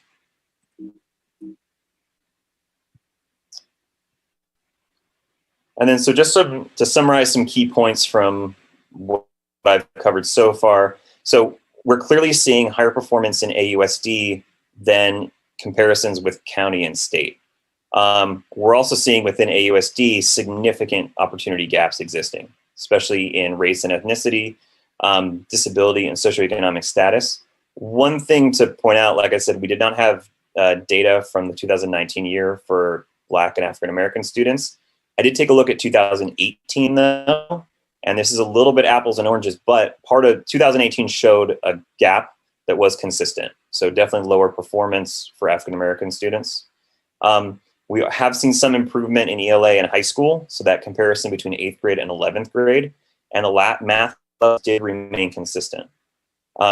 So part of what that tells us is many of those opportunity gaps existed pre-high school, but that also means those gaps are not being closed at the high school level. And unfortunately, there is some trending downwards in the community or in their career and college readiness indicator. And some of the most significant changes there were actually with white students and English learners. So in some ways, we maintained with SBAC, and we're actually seeing something of a decline with college and career readiness. So the next area we're looking at is attendance. So this attendance data here is for this last school year, but pre-closing. So this is up until March 13th. But these percentages take into account that we're only counting school up until March 13th. So the numbers here Slightly lower for Black or African American students is the data point that seems to stick out the most. Not too much difference between some of the other groups. And an overall, just to put some in context, an overall of 96.42% is not too great overall. It's good but not great within kind of what the attendance percentages probably should be. Breaking it down into some of the other groupings, we notice there's definitely a lower attendance percentage as well for students with disabilities as compared to students without disabilities. And actually we see about the same, if not slightly better attendance percentages for low socioeconomic status students than we do for their peers. The next set of data that we're looking at is suspensions from last year. So what I would actually encourage everyone looking at this, our suspension number is quite low. Last year, we had a total number of 6 students ever suspended. That's less than 1% of the student body. So trying to break this down into different subgroups would be really difficult. And I'll talk a little bit later about kind of why we are having very low suspension rates, and we consider it to be a good thing. So our major findings in the areas of attendance and discipline, school-wide attendance is stable, but we do have some definite needs for improvement. The trends that pop out as most concerning are with African-American students and socioeconomically disadvantaged students. We have seen some improvements with students with disabilities, but proportionally they're still higher. Looking at that chronic absenteeism data. We do have extremely small numbers of suspensions, and that mostly comes from work that's been done over the past few years to really change some of our attendance practices away from use of suspension except when necessary. And we have so few suspensions that it's difficult to establish trends within that data. The next set of data we're going to look at comes from the California Healthy Kids Survey to establish some baselines for school culture. So this is the section from the California Healthy Kids Survey that just kind of looks at how students are feeling at school. So part of what's interesting in this data is there's a fair degree of consistency between 9th grade and 11th grade, with 11th grade tending to be a little bit higher in every area. The only difference actually that sticks out is in academic motivation, where the 11th grade level is approximately the same as the 9th grade level. The California Healthy Kids Survey is something that we do every 2 years. And so this 9th grade and 11th grade here, these are not the same students. This is students last year who were in 11th grade and students last year who were in 9th grade. So this is not a cohort study like some of the other data. But I will say that some of the trends here do match previous trends that we've seen. The areas that stick out the most are things like higher expectations for adults in school. And then what also should probably stick out is we have some very surprisingly low numbers in that area of meaningful participation at school. So I'll dig into that in a minute. Right now. So meaningful participation at school. So breaking that out by these different areas looks at a couple of different questions that students were asked. And the first one, of course, is things like, I do interesting activities. And of course, these are self-perception questions for students. You know, it's a little bit true, pretty much true. Things like, I help decide things like class activities or rules. Those numbers are quite a bit lower. With really about 83% of the 9th graders and about 79% of the 11th graders really saying that it's not really something true that they have experienced. I do things that make a difference. Again, these numbers are not too great. One thing that we do notice here that is consistent, again, we notice this trend of the numbers being a little bit better for 11th grade than they are for 9th grade across some of these different groups. Even if we look at that very much true category, tends to be a little bit higher for the 11th graders than it is for the 9th graders. That question of I have a say in how things work or help decide school activities or rules. So again, these numbers are low. Breaking out some of these categories by race and ethnicity to provide some comparisons. Looking at this, it's actually a little bit difficult to identify any specific standouts. One thing that I did notice is in some area that the 9th graders, the African American students actually are in many ways self-reporting some higher numbers for things like academic motivation. and meaningful participation in school. But there does seem to be some, it's a little bit hard to find some specific trends that stick out in this data. Again, with 11th grade. So again, we did not have a large enough sample size of students identified as African-American to break that into separate category. What is consistently interesting here is that there is some higher numbers for, like white and mixed students with things like high expectations from adults, or also feelings of caring adults in school that do stick out. But interestingly, the academic motivation scores are in some ways similar across different groups. So putting that together, we are seeing higher levels of connectedness, academic motivation than just the overall school supports area, which is encouraging. School supports concerns mostly this area of meaningful participation. So that's clearly an area for us to focus when it comes to school culture. I didn't provide the data here, but I did go and compare with the numbers for the state of California, which are available from the same source as the California Healthy Kids Survey. And our numbers, again, are trending, are slightly better than what you see California-wide. So we're doing a little bit better than some of our peers. What is interesting is our numbers tend to improve from 9th grade to 11th grade. And that actually is an unusual trend in the California Healthy Kids Survey data. Most of what you see actually is a decrease from 9th grade to 11th grade. So some of these measures of kind of students feeling a sense of support or connectedness at school actually seem to improve over their time at the high school, which is not actually a usual trend. And I'm not going to try to explain why that's not a trend statewide, but it is something that did stick out to me when it comes to Albany High. So I do want to go through some of the interventions that we currently have in place, and then also kind of where we plan to go with some next steps. So as far as interventions, part of what I'm going to provide here is what we're currently doing. In the in-person environment, we have a lot more involved interventions because it's just simply easier to access students, but those are not listed here.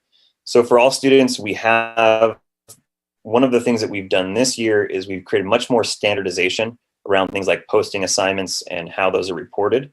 So we've been working to create a lot more systems to make it easier for students, staff, and parents to monitor student progress and know when things are assigned. We have a free tutoring program, the math hour and the language hour, to provide tutoring supports when it comes to math and language to any students who require them. And we also have implemented an office hours program where teachers are available to provide supports for students. That has replaced what we've done within advisory. The more focused interventions that we do for higher needs around academics, we have our intervention team composed of 2 of our counselors, and they go through and collect grade data and then start planning interventions based on that grade data. Some of that is counselor and case manager check-ins. We do mailed grade notifications, and also plan meetings such as student success teams to provide interventions for students who are having more significant academic challenges. We also have within that as well, we've also implemented some additional academic supports for students who failed previous courses and need to make up credit now. Around attendance, for all students, we have, of course, our automatic notification system. And then also in the beginning of the year, we had a lot of outreach happening from as many people as possible. One thing I'll note has been a challenge around attendance is, of course, our attendance clerk position still remains unfilled. And so we have had some challenges around identifying areas for attendance. Our more focused interventions around attendance also involve coordination with our intervention team. And that involves contact with a counselor or an administrator and trying to reach out to the student or the family to essentially figure out why the student's not attending and then try to find some specific interventions for that student. And then if in those cases where we have had significant lack of contact or lack of attendance, then we have a home visit program that's coordinated out of the district office. Another intervention we've started is the student services team. So this is a team that's composed of our administrators, our counselors, our mental health coordinator, who you met earlier today, if you didn't already know her, and our school psychologist. So we created, once we moved into remote learning, a standardized referral system And so teachers can refer students to the student services team, and that team then basically takes that information. This team also takes in information from the intervention counselors and other sources of students needing more intensive supports. And this team meets weekly and then goes through and then coordinates interventions for those students, basically plans responses on an individual basis, and then also has a protocol to go back and review those interventions again later and then determine if additional steps need to be taken. So the student services team is a relatively new innovation for us as far as coordinating multiple interventions. And this team has really made it much easier for us in the remote learning environment to have one place, one meeting, where we are much more capable of coordinating our services. Our last set of interventions around school culture. So one thing that we've really been doing is creating much more relationship-centered organizational structure.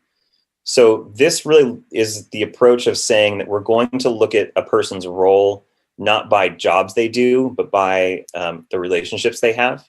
So trying to create connections as much as possible. This goes with things like students have a counselor that they stay with through all 4 years of high school. We also now have the same setup with our assistant principals. So our assistant principals cohort with groups of students as well. We have also just started doing this with our special education program. So that's another group where we're trying to create longer lasting relationships over time. We have also really started to build structures such as building more core classes where one teacher or one group of teachers has a set group of students to deepen relationships with those students. We now have that with our sophomore cohort as well as a junior cohort. Our freshmen are organized into humanities teams that promotes coordination between their social studies and English teachers. And so a lot of our intent is how do we create more ways for stronger relationships to be built, both staff to staff and then staff to student. Of course, we've implemented the Challenge Day program over the last several years. That's a program we're also looking to possibly expand and deepen from our experiences with. We have been implementing and hoping to expanding orientation programs, which is actually a relatively new thing for Albany High, and we've just been doing the past few years. And then also expanding orientation to include multiple subgroups who might be new to Albany High. We're always looking to foster as many clubs, organizations, and teams as possible. To give one example of that, I was at a TCAL, our athletic league meeting, and we were having a lot of conversations about kind of what do we do around athletics, especially in the age of COVID. And one of the points I brought up with the other principals was, to me, our athletic program is actually our social learners. One of the best ways to build connection. So how do we create opportunities like that for students to have non-academic connect with each other? Our student body, of course, is always fantastic about creating different programs. And of course, our first ever virtual Spirit Week is going fantastically well. This year, we also implemented or provided some additional social emotional resources to teachers for work with students. We kind of created an ad hoc social emotional learning committee. That's additional work we hope to expand on. Our more focused interventions generally involve our mental health program. And you got to see our wonderful Shelley Ball and the work that she does. And then also some of the groups that are coordinated by Rachel Gordon, our new mental health coordinator from McGregor, and then our group lead. And then we're also working to expand the amount of wraparound services that we have. So services that are really dedicated towards addressing some of those other needs that students have. So the places that we are hoping to go, and this list, I also don't want to present this as an exhaustive list. There's a lot of things here that I'm really hoping to kind of go with my principalship at Albany High School. And at the same time, I would like to think of this as kind of a 5-year list. These are definitely things that if we're going to do them well, aren't things that can be done one-off or just one at a time. One of the things that I think would have the most impact for us is really a greater training and implementation on culturally responsive practices, and really training every level of our organization to really meet students where they are, recognize their strengths that they bring to school with them, and then build on those strengths. Like I said, most of the gaps that we look at Albany High, those came in with the students. So we have to both build the relationships with the students and then also fill in those places as well. And also building those connections is going to be the number one thing to having them engaged in school. Shelley made a great point about really it is that those caring adults and that feeling of caring adults that really, for many students, is what brings them to school. Some of my work with McGregor has shown me that every McGregor student that I've ever interacted with, their sense of why they're with McGregor doesn't have to do with their academic achievement. It has to do with their sense of belonging and their sense of connection. And actually, most of the intervention provided in McGregor is around social-emotional intervention, not specifically around academic. So another area is specifically building capacity towards understanding what equity is. And so really training everyone to really understand what is an equity and what is an equity problem, and then how do we address those problems. Another area for us is really fully implementing restorative practices. This is something that we've done in various kind of fits and starts over the last few years, but really implementing for everyone what are restorative practices, what do those look like, and then how are those correctly implemented. Even though we have been doing restorative practices, of course, we have done some suspension because, again, restorative practices is a complementary process to other forms of behavior management. Really have a standardized set of social emotional learning interventions. So really helping staff have a set of, when I see these kinds of issues, what are some effective responses to those issues that may come up? Also really creating whole student programs that are focused on the equity gaps. In the past, many of our interventions have really focused on specific areas of academic support needed without really addressing some of the bigger questions of, do students feel connected, or what are some other needs they may have? For example, something I'm looking at now is a CCAP partnership with the Peralta Community Colleges. If that goes the direction I'm hoping to go, there will definitely be some board discussion about that. This would be a program that would actually really help support students into the community college pathway, and also provide them with some explicit skills for success in community college, and then allow them to take community college courses while they're still in high school. And our hope with something like this is to really target it at first generation students and students who may need some of those additional academic supports. We're also looking at programs such as AVID or some other kind of whole student support programs that aren't just focused on supporting in one academic area, but really creating more of that connection, cohort, and those soft academic skills. And then expanding on what we've done with Challenge Day, incorporating more social emotional learning school-wide, as well as on the teacher level. Some other areas is using our schedule more to have intervention structures built in. So, for example, trying to leverage advisory more to really make sure that we're focusing that time on students who are struggling. And then also better identify some of our equity gaps.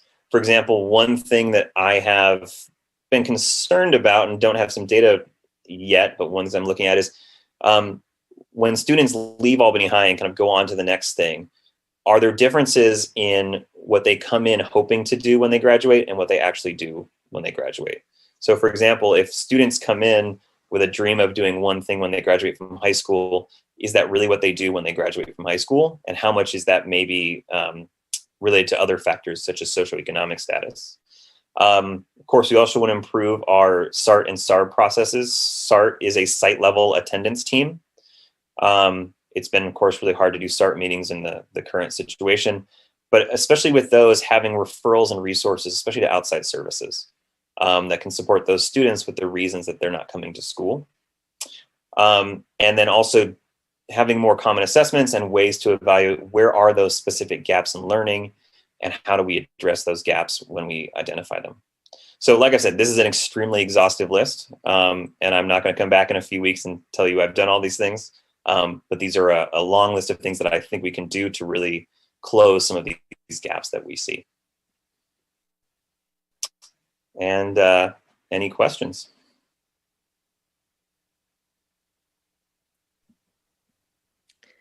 Well, thank you very much, Principal McNally. I have an easy question. In maybe about the third to the last slide, you were talking about a no, that was it. There was the second to the last slide. Yeah.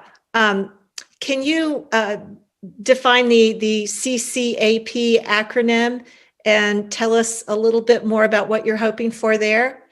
Yeah, so this is a Community College Access Partnership. And it's a conversation that I've started with Peralta Community College District. And it's essentially there's been some changes in Ed Code that really are designed to encourage community colleges to work with local high school districts. And I've been talking to them about possibly creating a program that's really about working with some juniors and trying to really kind of give them some skills to get launched early into community college. And really targeting towards those students who, by the time they reach junior year in high school, know that they think that, who've really decided that community college seems to be what they want to do. And what is the work we can do to really build some foundational strength for those students? It would also allow them to take community college courses while they're currently in high school. And essentially get started on their community college work with a bunch of additional intensive support before they leave high school. So it's a way of bridging that connection between high school and community college. So we started some preliminary discussion with Peralta Community College District about that and what a program like that would look like. And we're going to be kind of planning it out and determining some next steps with that over pretty much in December, and hoping to really bring forward a formal proposal around that. But the intent there is really to say, let's build something that really is about building supports and structures for students who we know really have a desire to do something like go to community college, and how do we support them in that and really make sure that they're successful in that, and not just look at, we want everyone to go to a four-year school, but how do we really actually try to get everyone, how do we support everyone in getting to what their goals are, instead of just simply saying, it's four-year school or something else. And we happen to find a way that might actually really work out very well for both us and the Peralta Community College District to do that and to provide lots of great opportunities for our students.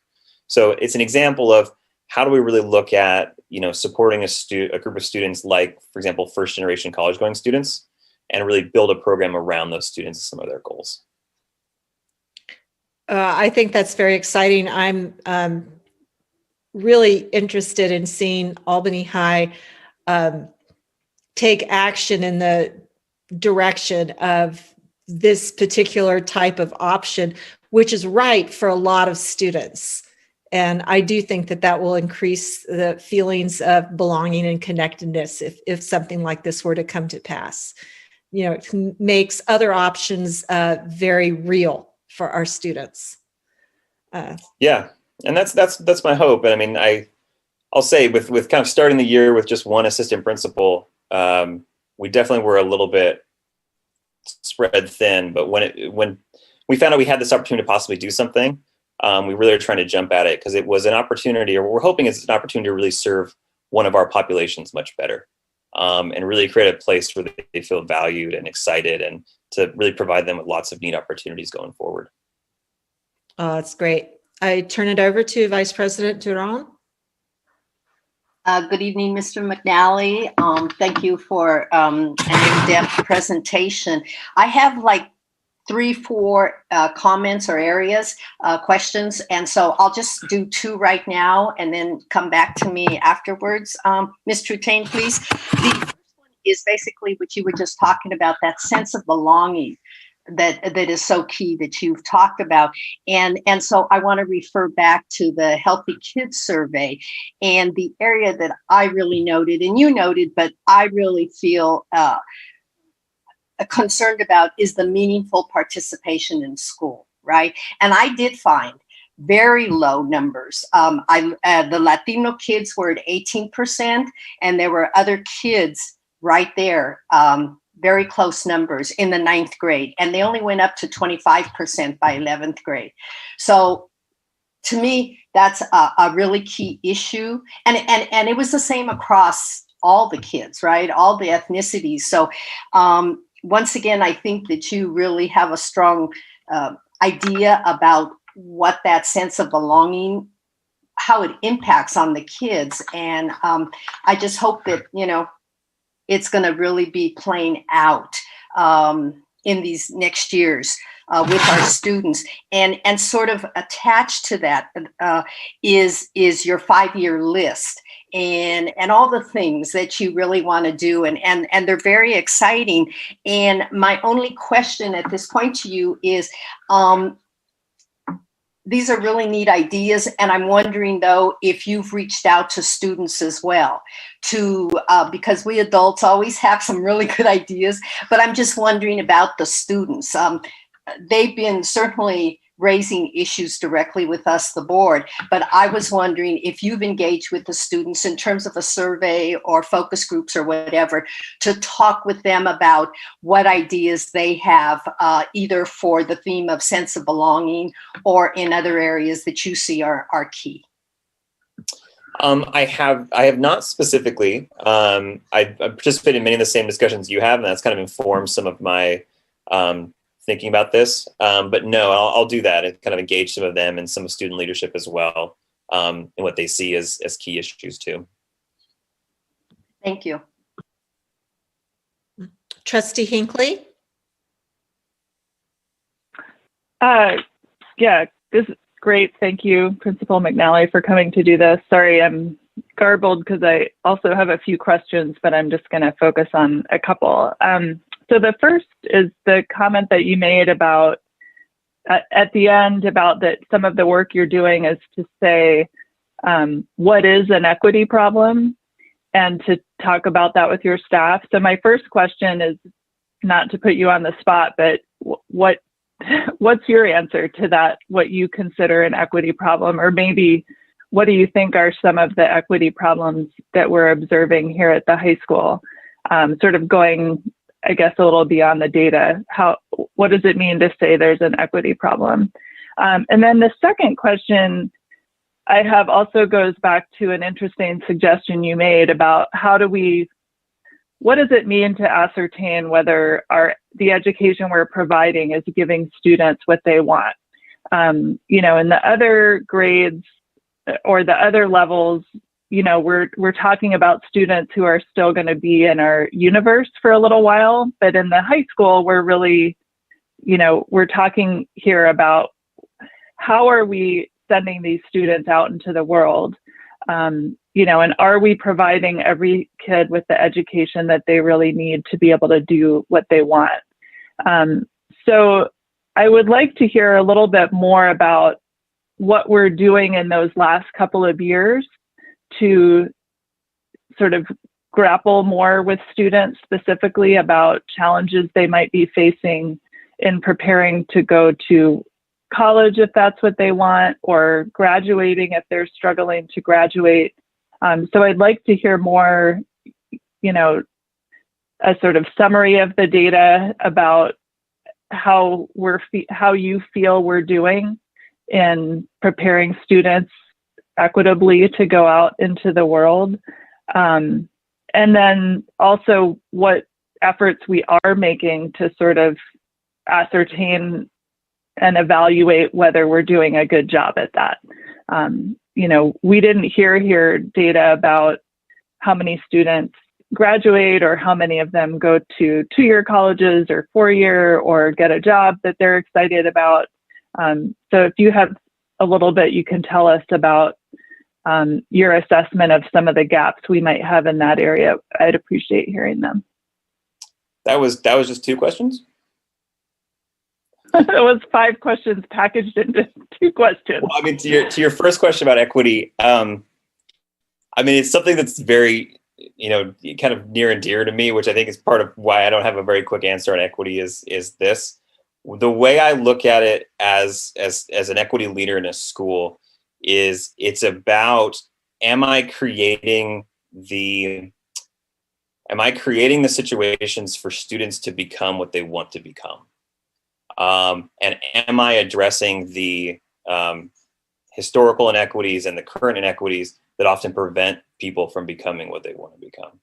That's how I look at equity and equity issues. Are we creating the situation for people to become what they choose to be? And that it's not about, are we telling them who they should be, but are they really telling us who they want to be, and are we supporting them in doing that? to your question about kind of other gaps that I am concerned may exist. I mean, I think for me, I think about some, and this is something I'm going to go try to collect more data on and try to figure out is, if our students who come in at the beginning of 9th grade, the ones who say, I want to go to a 4-year school, or the ones who say, I want to go to community college, or I want to go to the military, or I want to do this, or I want to do that. How many of them are still intending to do that and on their way to do that by the end of high school is the question that I have. And the ones who end up derailed, are they derailed because of something that we can address with them? Or are they being derailed because, are they making different choices? And so one thing I've often thought about is, when it comes to things like AP classes, are we supporting students and understand if a student comes in saying, I've decided I really want to go to a 4-year college, but they don't come from a background that necessarily knows all the steps to go through to get to a 4-year college, does that student end up somewhere along junior or senior year going, uh-oh, I didn't know I had to do a thing or something like that? That's a gap that concerns me, and then I'm trying to figure out ways to collect data on. Do students who, one thing that I've really been thinking a lot about, do students who, when they graduate from high school, when they graduate from Albany High, do they have a strong sense of what they want to do next? Or are they just simply saying to themselves, oh, well, I've been told I should go do this thing, so that's the thing I'm going to go do. So they have a sense of where they want to go next. And are we supporting them in figuring that out? I think oftentimes our program at Albany High has been focused much more on these questions of kind of college readiness, and it creates this sense of college readiness as kind of a default. And I think it would be really good for us to really have students have a strong sense of, this is what I want to do next. Many of the students I've seen graduate from high school in my both McGregor experience and Albany High experience, the ones who have the strongest sense of where they think they're going to be in 6 months or 1 year or something like that, those are always the ones who end up doing the best and really going the farthest along. And so one concern I've had is when students those students who know what their next step is there an equity gap there? Are we serving all of our students well when it comes to helping them figure out what their next step is? So that's one concern that I've had, is how do we identify that? And then, of course, are we also preparing students to really be full members of society and providing with that full sense of perspective? I think for me, I really believe a lot in the civic goal of education, that part of what we're doing here is creating citizens for society. And of course, at high school, this is our last chance. So really, what adults are we creating? And that's something I've been thinking a lot about. And I think there's probably more to your question than that, but I can't quite remember. No, that was all great. Just one follow-up, I think, for the future, and we have a piece of this coming in the next part of the agenda, which is a look at sort of the paths that people are taking in the math curriculum. I think to your point about, even I, as a parent of a 9th grader, struggled to sort of make sense of, okay, what are the decisions that my son has to make now that are going to sort of start closing off some opportunities. And so I think it would be interesting for the board to hear a little more in the future sort of about what those pathways are and how you are going about paying attention to sort of who takes different paths, because there are sort of different choices that you make that lead to a set of curricular decisions. And I think it would be good for us to hear, if there are some equity gaps in who gets onto some of those pathways. And we're hearing a little bit of that tonight just in regards to math, but I would be interested to hear some of that, in the next iteration of this report. Yeah, I mean, and for me, most of what I'm trying to do right now is trying to figure out where that information can live and where I can find it. And that's part of what I'm trying to do, is collect some of that information and really answer some of these questions. Because ultimately what I want us to be is a school that when every student graduates, they really feel like they had a good experience here and they're prepared for what they did next. And that they choose what they're doing next.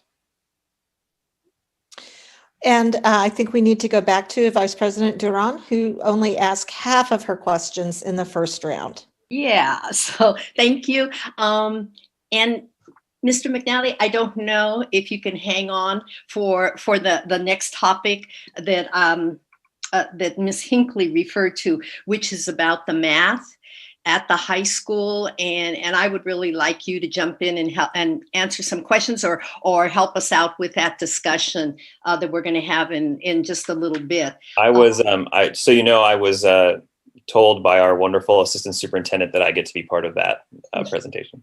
Fabulous.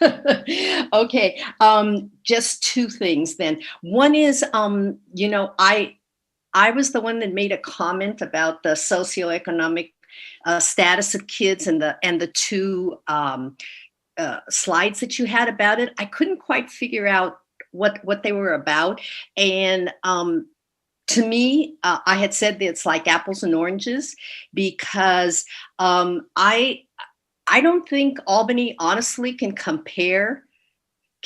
put a comparison like that up. And the reason why is because I did look up the figures for these other districts, and I just wanted to read them out. In terms of the percentage of kids, I believe we were at that time when we were at 21%, and I think this year we're at 17%. SES students, whereas Piedmont has like 1.8%, Berkeley has 31.2%, Oakland has 75% of kids that are receiving free and reduced lunches, and Los Angeles has 84%. So I don't see there's any way we can look at comparisons of how the kids are doing academically across the board. So I just comparisons within, I mean, the county and state comparisons? No, I'm sorry. These were school districts. They were the specific school districts. I went and, looked up their numbers. So I don't know if there was something else you were trying to show, but I was thinking academically, it's really hard for us to compare our economically status kids with kids in other districts where their numbers in terms of the amount of kids that are economically disadvantaged are super high.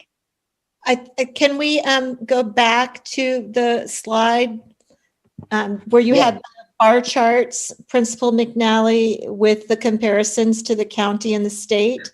Yeah. I believe that's what Vice President Duran is talking about. This one? Yes. There, and I think you had two, or is it just one? I think just this one. Just that comparisons.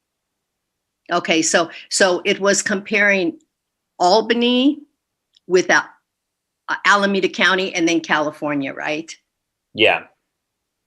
And so I just kind of went and did it specifically, since Albany was a school district. I went specifically and found the information for these other school districts.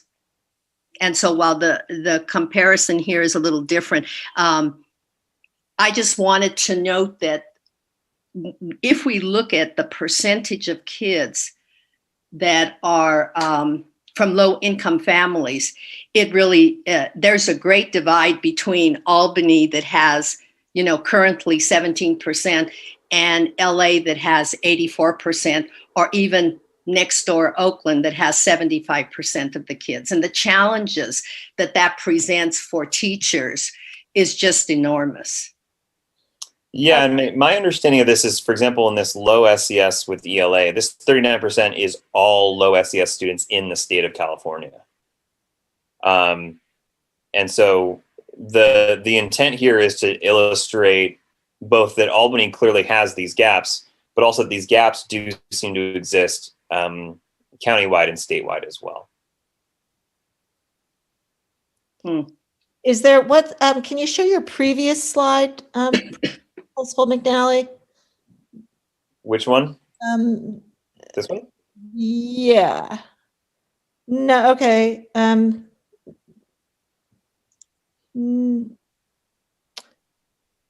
No, I think the one that you were showing first with the SES data is better. So this is comparing low SES social economic status for Albany Unified with students that are also in low social economic status throughout Alameda County. And then the yellow bar, the goldenrod bar, is low SES throughout the state. So this is a comparison, this is an equivalent comparison. And given that, I would say that I would say that Albany should be doing much better then, is my conclusion. Well, anytime I see a gap, we could be doing better. I mean, it would also be my my kind of short answer. Yeah. Okay, but I do believe that the comparison is valid because you're comparing social economic status of equivalent groups. So these are all the low social economic status students, and then the other set of bars are the ones that do not have that challenge. Correct, but it's the percentage that Albany has compared to other county or other school districts or other counties. To me, is there's really a clear difference. But I get that of what this one is, but I wish there was a second one then to show school districts specifically. But anyway, if I can add, my last comment or question has to do with a slide that I asked that would be included, which was the college career. Could we go to that one? Yeah. It's these two slides. Yeah, 2 slides. So in this one, you know, Ms. McNeil, I can't quite figure this out because I did not request, and I should have, the graduation rate, because I mean, some of these are super low and very concerning to me, and I'm sure to all of us about where some of these kids are at. And in addition, I can't get it, and I forgot to ask you to bring the graduation rate, because it's really quite stark to me how I can remember for sure, if we can just look at African-American kids for class of 2019, 35% were prepared, yet if I recall, 100% of them graduated. And I'm going, isn't there some disconnect there? If you're prepared or not prepared, and yet we're sort of sending you off? Yeah, I mean, the Career College Readiness Indicator uses a set of criteria that are based on either your standardized test scores, or if you took, I believe if you took AP tests, or if you took community college courses, or if you took a CTE pathway. And Superintendent Williams might remember if there's additional categories in there.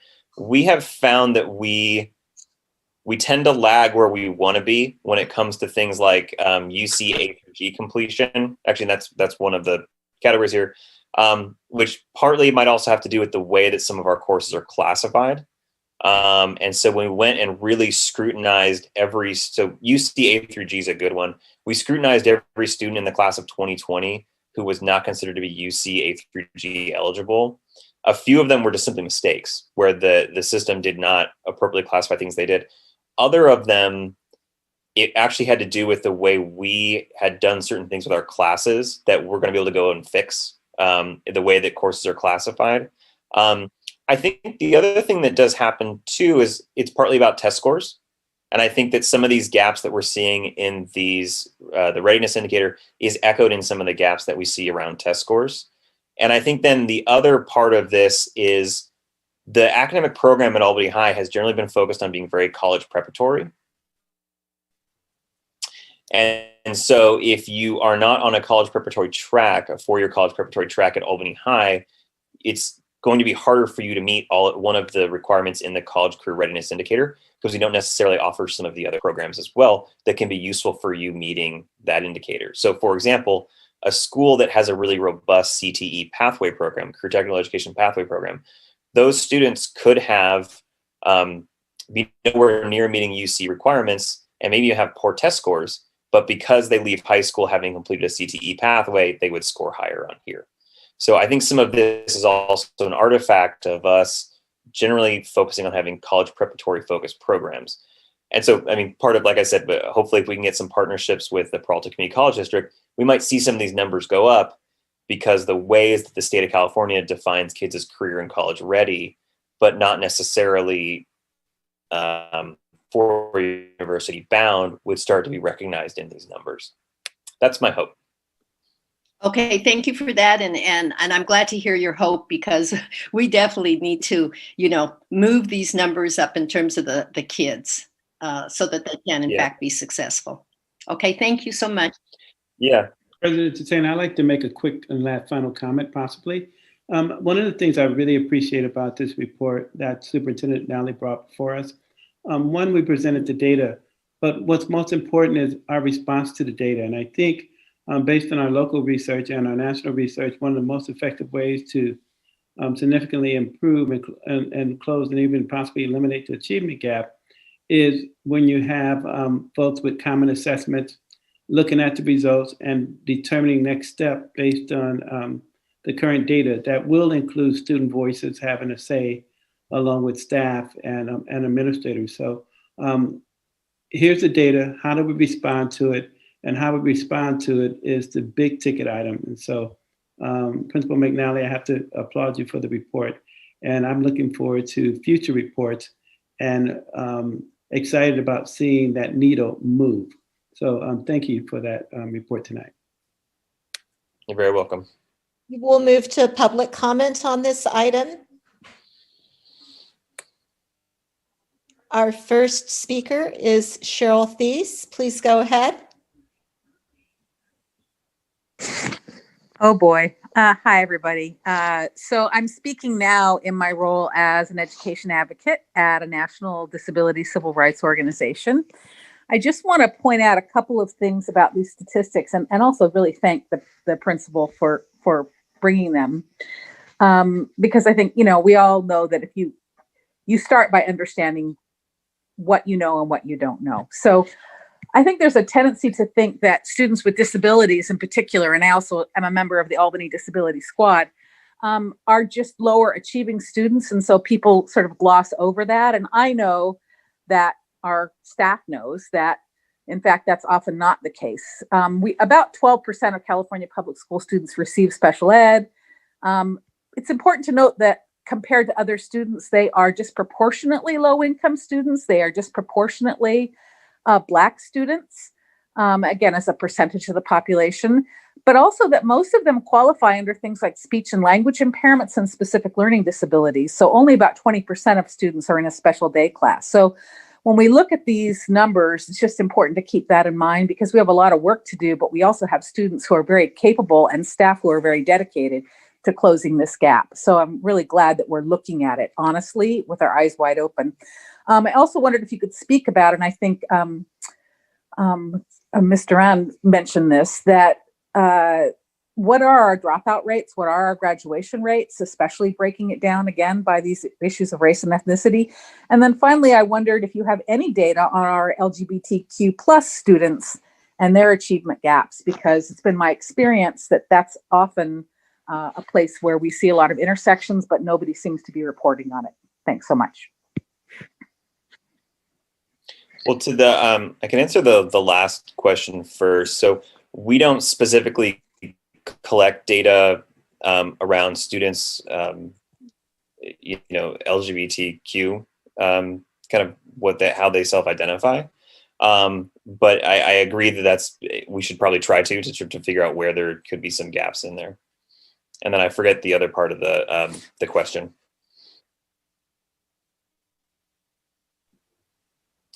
I think it was a request about graduation rates, particularly. Oh. Yeah, we can probably pull some of that data and make it available. I can just say, based on kind of some of my past experience, it looks like a lot of other achievement data where some of those clear gaps exist. and our numbers tend to be pretty good. But we do definitely have some gaps. Part of that also has to do with how students finish high school. So for example, if they complete the CHESP or some other means of equivalency, how are they classified? But I think we can definitely find some of that data and provide it. Thank you very much, Principal McNally. That was a deep dive into our high school students' achievement. We appreciate your analysis and bringing the data to the board. I also mentioned that completes our the board's academic achievement reports for all of the schools. So we've heard from the elementary schools, we heard from AMS, and now we've heard from the high school. And we look forward to circling back and getting results on your local assessments sometime in 2021. We can move on now to our item 12-4, 9th grade mathematics enrollment patterns. Dr. Wells? Yes, our last report number 4 for tonight board meeting is our 9th grade mathematics enrollment patterns, as was just mentioned. We have, as one of the presenter tonight, is our very own assistant superintendent, Marie Williams, who is also facilitating the meeting and working various dashboards and playing operator to a number of things related to this meeting tonight. And so up next, I give to you our Superintendent Marie Williams. Thank you, Dr. Wells. Good evening, President Trutain, board members, and community. I am actually really excited to say that I will not be making this presentation by myself this evening, but Mr. McNally, the principal of the high school, will be staying on, and also we will be joined by 2 Albany High School math teachers, Ms. Buchbauer and also Ms. Fishberg, who are here. So thank you both for joining. Mr. McNally did a really thorough job of sharing some of their high school data. And so just noticing the time, I'd like to just sort of offer a brief discussion here, sort of as an addendum to the conversation that you've just all engaged in. I just want to sort of we want to touch on 4 points this evening by way of making this presentation for you. So as I indicated in the backup, it is a requirement that districts report their 9th grade mathematics enrollment patterns annually to the board. Historically, we have brought that in the form of a staff report. The idea is that, they're really sort of thinking about equity. We really want to ensure that students who are able to advance in math are not being held back for any reason, particularly maybe because of race, ethnicity, or gender. And so the 4 things we're going to touch on this evening, and I do apologize to the community that the PowerPoint was not uploaded prior to the meeting, and I did just have an opportunity to send that to the board. I will upload it to Granicus after the meeting is concluded. But the 4 things we want to touch on this evening are, first, we want to just spend a few moments, Ms. Buchbauer is going to spend a few moments sort of just talking you through the mathematics course sequence at the high school. And then we do want to just share sort of some data briefly with you about how 9th graders in mathematics at the high school are currently placed. We're going to show you some data that shows sort of cohort placement over time. We have used sort of course placement as a proxy for grades because students who, let's say, earn a D in a particular math course are able to validate and actually take a subsequent course. So we wanted to sort of show that how students sort of move from year to year through the course progression. So we're just showing you one cohort of that this evening. And then finally, just wanted to end with just sort of a quick review of some interventions that are in place that I think actually Mr. McNally has sort of spoken to really thoroughly already, but we'll just take a few minutes of your time with this evening. So I'm going to go to this first slide, and I think I'm going to introduce Ms. Buchbauer. I think she's shaking her head, but maybe that's because she's can't hear. Oh no. Oh dear. We'll give it a second, and if not, we'll see if we can get somebody to jump in here. Uh-oh. Okay, let's see. You should be able to talk, Ms. Buckbauer.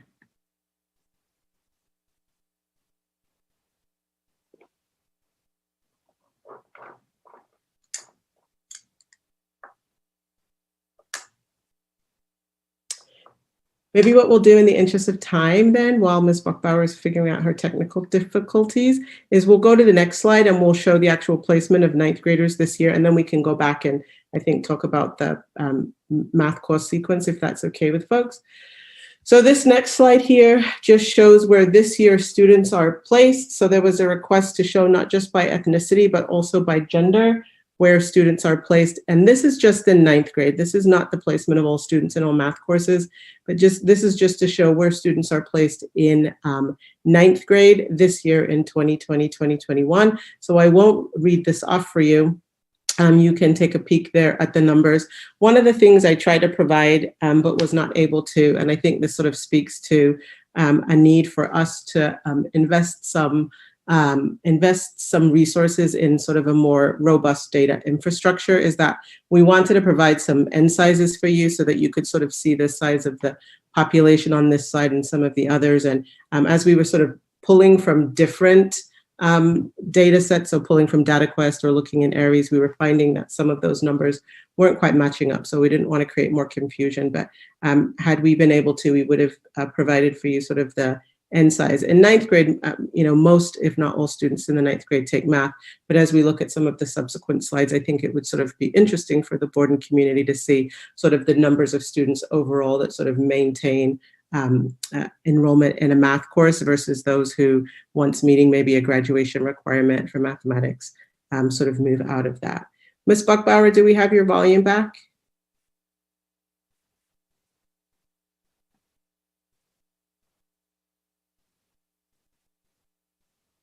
No. The other thing I want to sort of say about this slide too, and both Ms. Ritchie and Mr. McNally sort of spoke to this earlier, is at the bottom I put a note for us that just speaks about the ways in which this data is sort of gathered and sorted. And I think, it's sort of really important for us to sort of note the ways in which that somehow maybe some of our conceptions about sort of race and ethnicity are sort of maybe a little different in the eyes of sort of the state providing this data to us through CalPADS. So any student who identifies that they are Hispanic Latino, regardless of race, is identified as Hispanic Latino. And any students who indicate any two races are identified as two or more races, unless the two races that are identified are Asian races, in which case those students are identified as Asian. And then, you'll see the others. But I do sort of think it's worth noting that, because we're really trying to sort of understand sort of, how best to support students that are sort of falling within equity and opportunity gaps. And some of the ways that this data is sort of organized for us, for example, two or more races, we often find historically can contain some fair number of students who also identify as African American. So when we're looking at some of these data slides, I just think it's important for us to know, with all of the data that we're taking a peek at, that some of the ways in which this data is sort of organized is maybe different than we would sort of conceive of that. Sort of in a sort of a traditional sort of sense. So I did want to sort of note that for you. I want to third time's a charm it with Ms. Buckbauer. Are you there? Okay. So I think I'm going to move on. And Ms. Buckbauer, when you get volume, you just start talking and I will stop talking. How about that? So then the next couple slides we wanted to show you sort of were by way of trying to take a look at sort of where students, sort of where that trajectory goes after students have enrolled in that first ninth grade math course. And I think this is what Trustee Hinckley was sort of hinting at this, right, in her comments about sort of pathways for students. And I was hoping that Ms. Buckbauer would sort of speak first, because I know that just a couple of years ago, the high school made a decision around sort of absorbing or combining Math 1+ with Math 1. And I know that that sort of generated quite a bit of conversation, and wanted to be able to sort of show the impact of that as it pertains to then students' subsequent movement through the grades. So I think a useful way to sort of look at these slides, if I go here, I think a useful way to sort of look at these slides is to think about these 9 ninth grade students who identify as African American right here in Math 1. You know, when they went to the 10th grade, what number of them sort of maintained sort of a trajectory and then were enrolled in Math 2, you see here, and then what number of those students then sort of maintained the trajectory and then here met this UC-CSU requirement for mathematics. So we recognize that these cohorts they're not pure, and we know that students sort of move in and out. And I think, you know, as we move forward, I know that Dr. Wells has spoken about the need sort of for a data infrastructure. We might be in a better position to really sort of pinpoint actual sort of kids in cohorts, right? So here we're just sort of approximating from year to year and assuming that sort of these cohorts remain stable.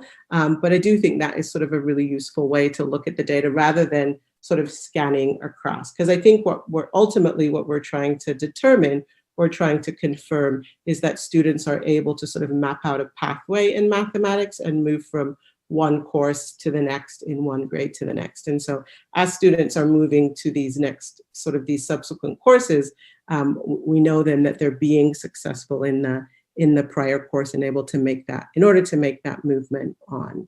So I don't want to linger on these slides because I did just send them to the board a little while ago. The other thing I wanted to just note on this slide was we did break this out by gender.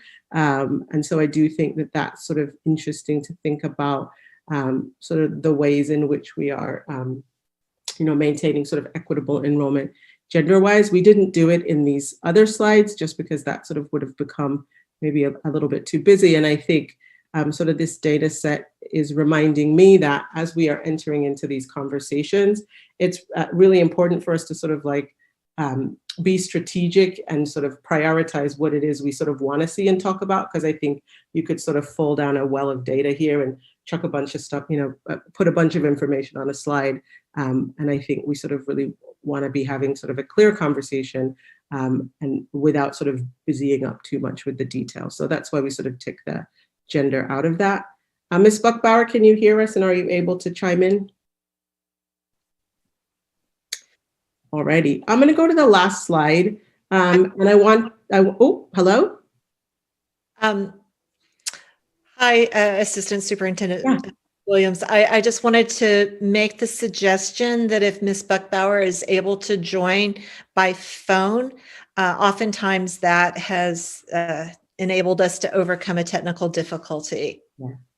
Absolutely, thank you. And at this point, actually, I'm going to stop talking, and I want to invite the other math teacher who's joined us today, Ms. Fishberg, to speak to this last slide, sort of about supports for students in math, but I think also just in general to talk about sort of the math department's approach to ensuring equitable outcomes for students. So I want to turn it over to you, Ms. Fishberg. Thank you. Yeah, for sure. Thank you so much for inviting us here. We've been having a lot of conversations in the math department sort of over the years about this idea of equity. And one of the big pieces of this idea of equity for us has been, how can we make sure that as many students as possible are getting access to grade level curriculum? And so this has been a big change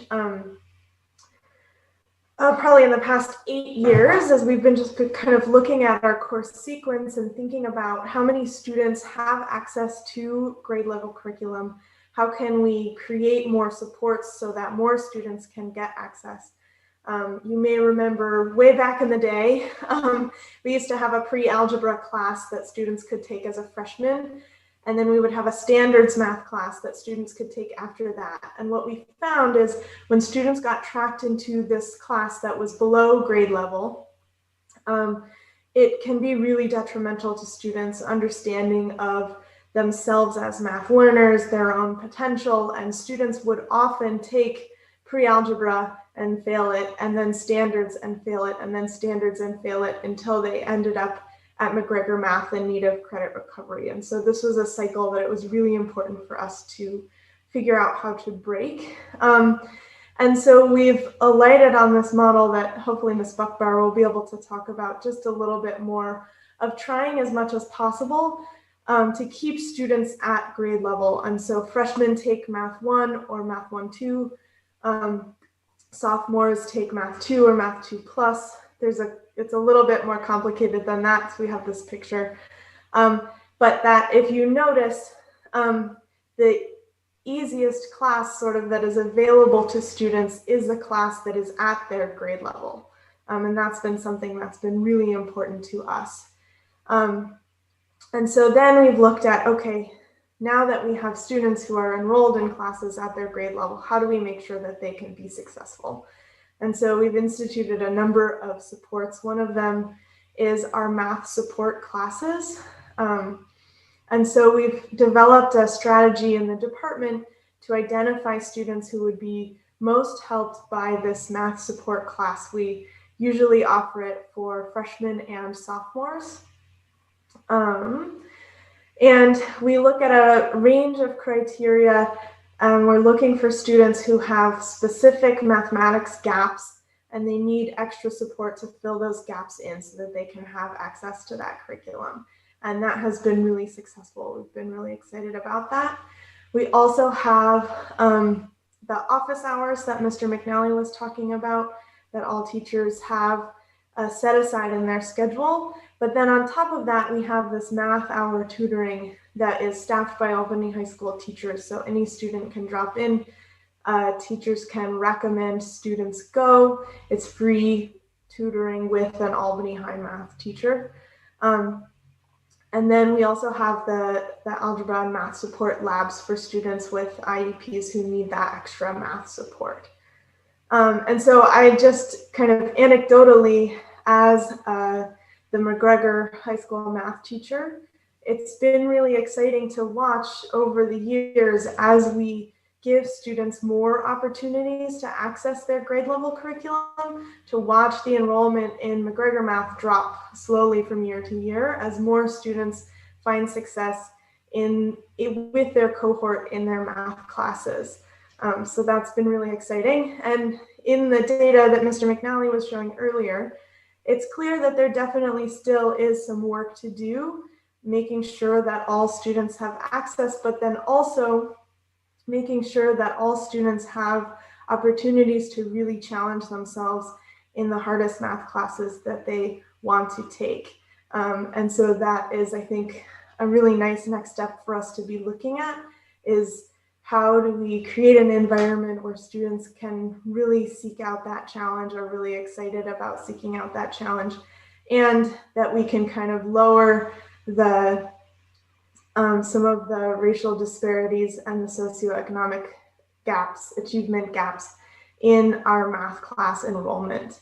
Ours sort of mirror the county and the state and look a little bit better than the county and the state, as we've seen, but we still definitely have room to grow. And it's something that I'm excited about looking at. So thank you. Thank you very much, Ms. Fishberg. Mr. McNally, did you want to add anything?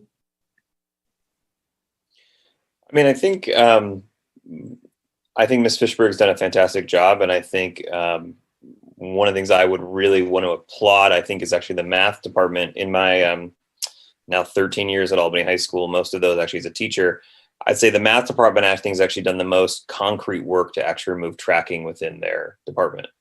When I think about where that department was when I started teaching in Albany High and where it is now, I mean, it's actually a lot of really impressive work's been happening.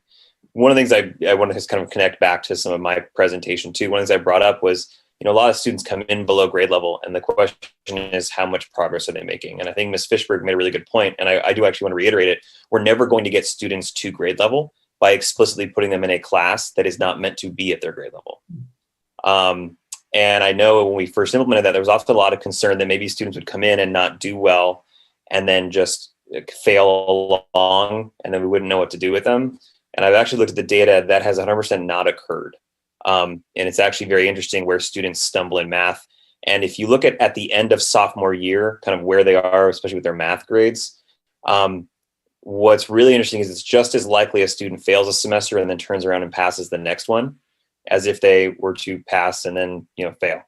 And that to me actually says that a lot of the grades have more to do with what's going on for a student at that time than it's actually about their understanding in mathematics. And I actually think it's also one of the fringe benefits of some of the removing some of the courses that math has done. And I think if we go back to that incredibly interconnected spider diagram of the different options, is every time we create new courses or a new option, it actually adds a lot of strain to the scheduling and to the teachers, because that's a whole new prep that we have to be prepared for. So one of the ways that we actually make sure students can get into courses they want is by trying to streamline the courses that we have available. The only other thing that I would call out is make really clear that a big part of why that honors track exists is to get students to BC Calculus. And that's really kind of the intent of the program there. And that was really in response to a need that it was felt that we really wanted to make that accessible to students who could perform at that level. And BC Calculus it's a tough course. It's an arduous course. Many schools don't offer it. And that we offer a pathway to it is actually somewhat exceptional for a school our size. Can I break in just very briefly and ask one of you guys to define what AP-AB calculus is and what AP-BC calculus is? I'm happy to take that one if you want.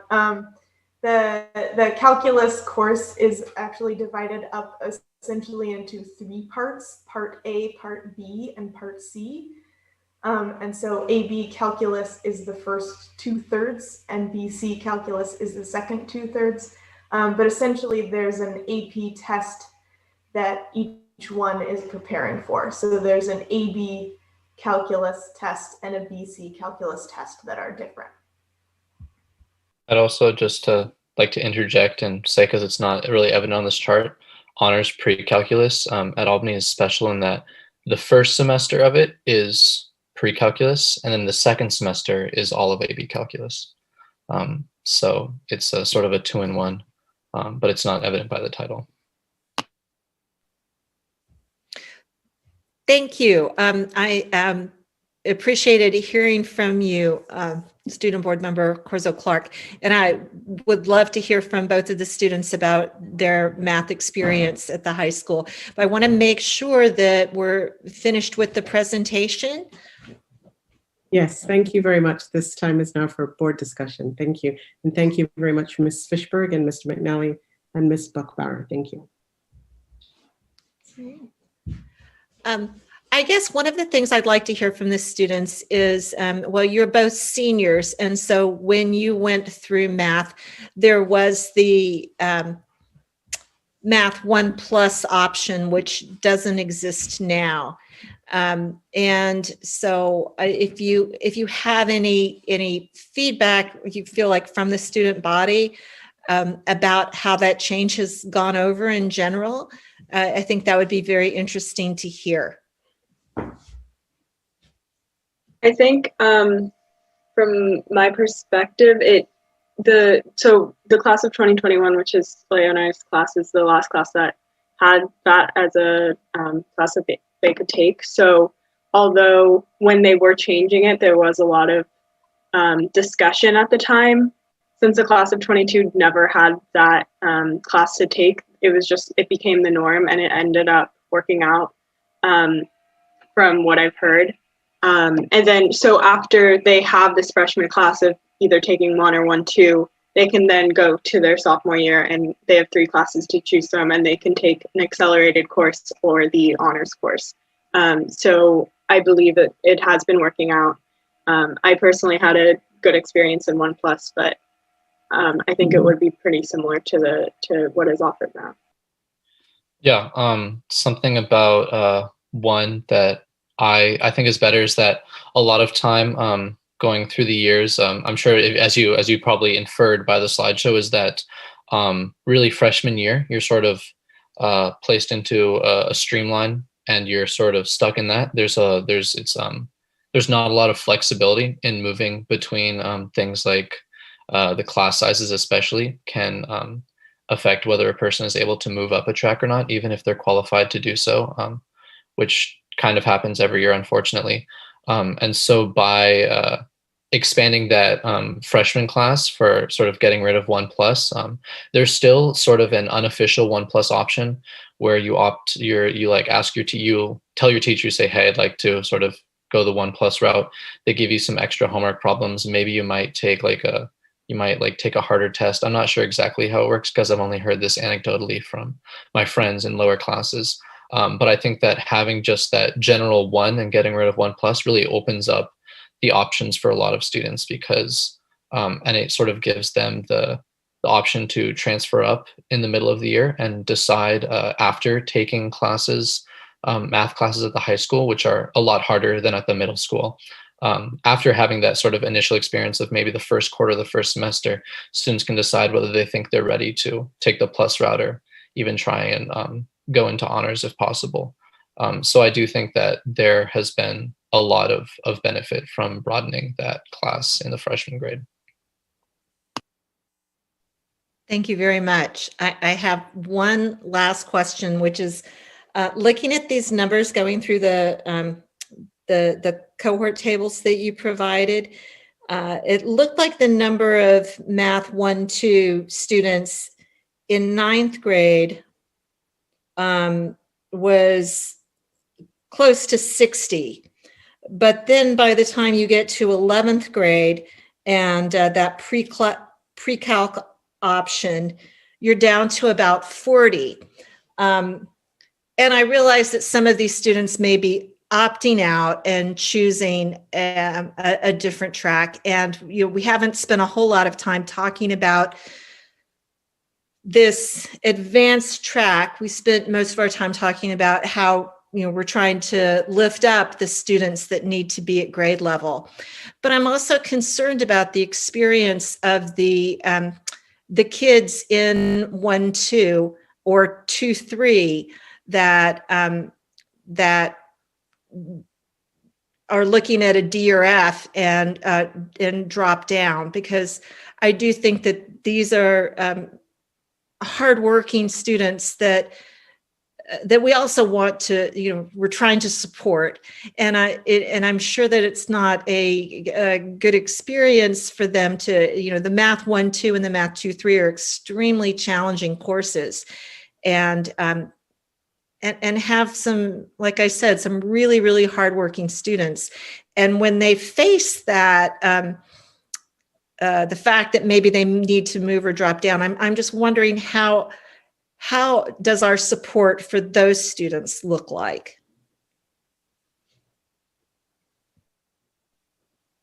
Well, one thing I can comment to Board President Chutain on that one, and Ms. Fishberg, you might need to correct me, but if I remember correctly, we were for a while really aggressively tracking who utilized Math Hour. And one of the things that we found in doing that is actually it's disproportionately being utilized actually by students in that accelerated track, in that 1-2 and 2-3 track. We're utilizing that tutoring that's available. I think, which is an interesting, because some of those supports are actually there, and we don't differentiate in the supports that we provide between students taking more challenging course loads and those who are not, as far as the different academic interventions that we put in place. Now, we don't have like a dedicated Math 1-2 support class or something like that. We save those resources for students we're trying to get to grade level. But it is an interesting trend, and I think it's an interesting question, and it's something that I've looked at, if you have is how do we place students and what does that say? And one of the things I actually identified when I looked at that, a couple of years back, I tried to look at things based on 8th grade SBAC data and then where those students ended up in 9th grade. And one of the things I found there actually that was interesting was Math 1-2, there wasn't a whole lot of difference between the SBAC scores of students in Math 1+ and Math 1. That it really actually seemed to do more with how students self-selected between Math 1+ and Math 1. But it was interesting kind of the students who then chose to also go into Math 1-2 in that accelerated course. And I think we have to strike a balance between giving students those options and then to kind of have that challenge and maybe also not perform well when they challenge themselves. And then also recognize that they, how do we support those students, but also they might make the choice not to continue along on that path. And like I said, the goal with the 1-2 program is to get those students to BC Calculus. It was kind of designed to work backward from that point. And I think at the same time, we also want to respect if students realize that they take on that challenge and something they decide they don't want to do. On that last point of what Mr. McNally said, I think that is something that happens a lot. Students realize that taking an accelerated course is not something they want to do, and students often drop to a lower level, not just between grade levels, but during a certain year.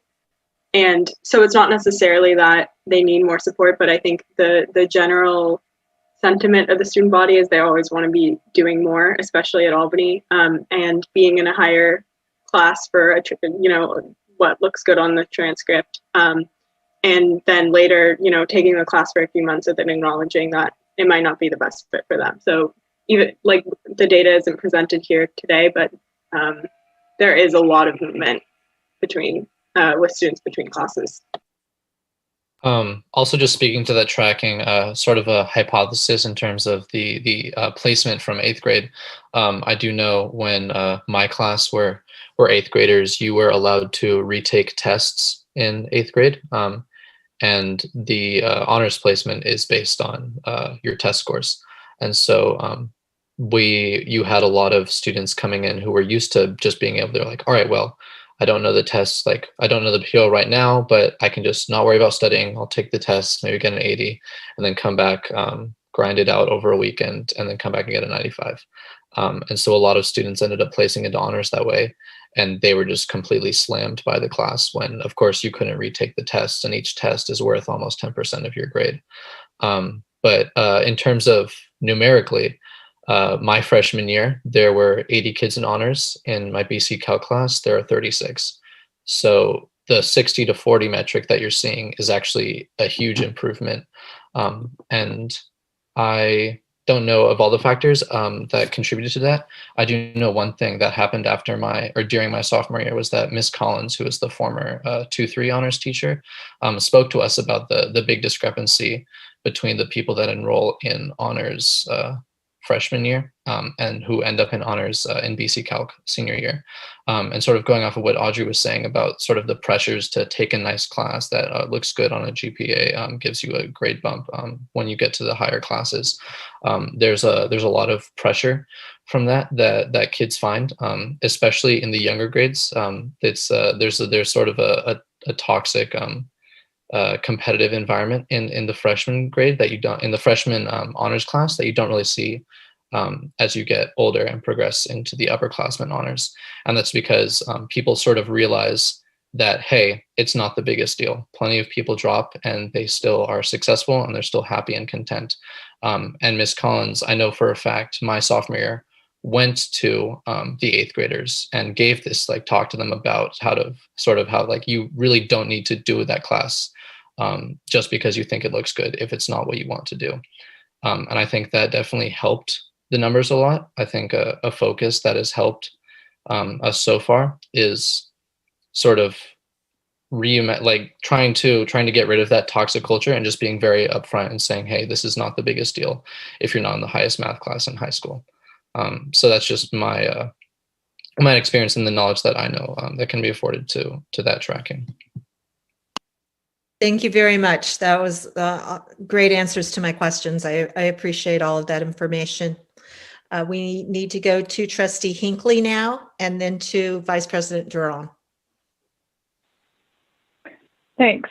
So I have a couple questions about, one is sort of a comment on some additional data that would be, I think, helpful to look at, but we've heard a lot that people move down the track.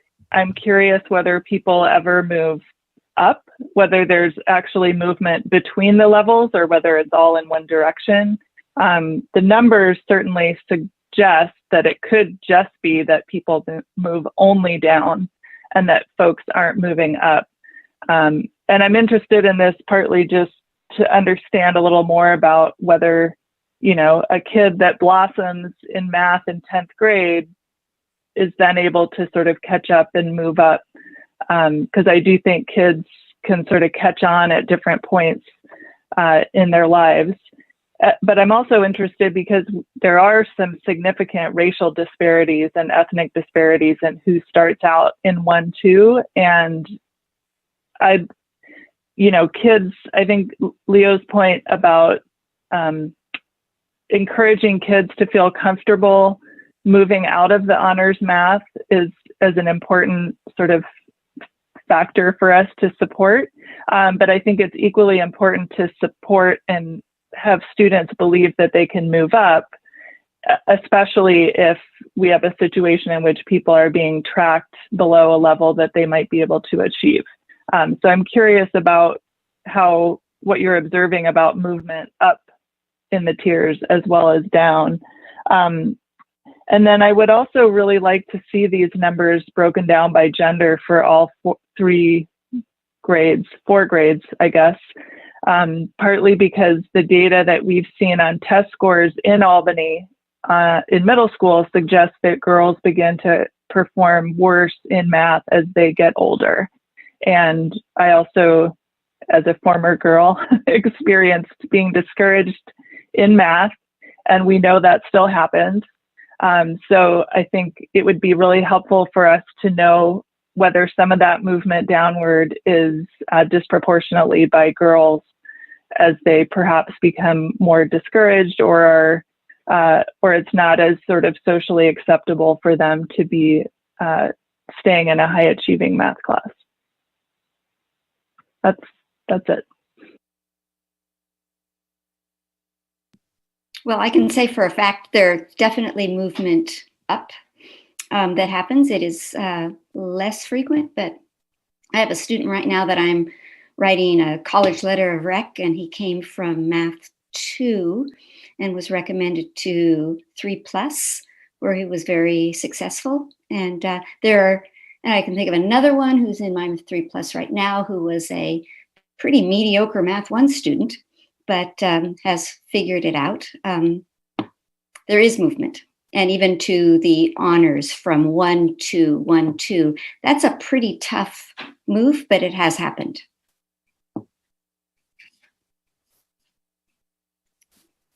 I must welcome Ms. Buckbauer. Thank you. Sorry, I had audio problem. I couldn't hear a thing.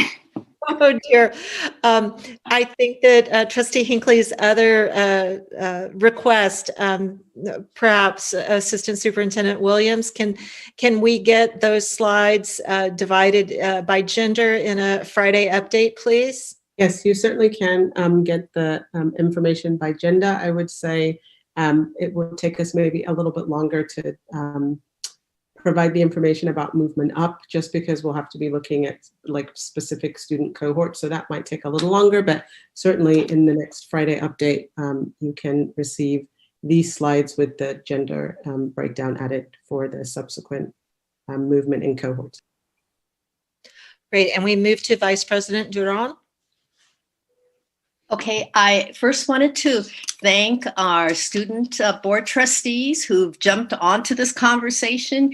You really provide a different but key perspective. So please answer any of my questions if you want. I have 4 basic questions.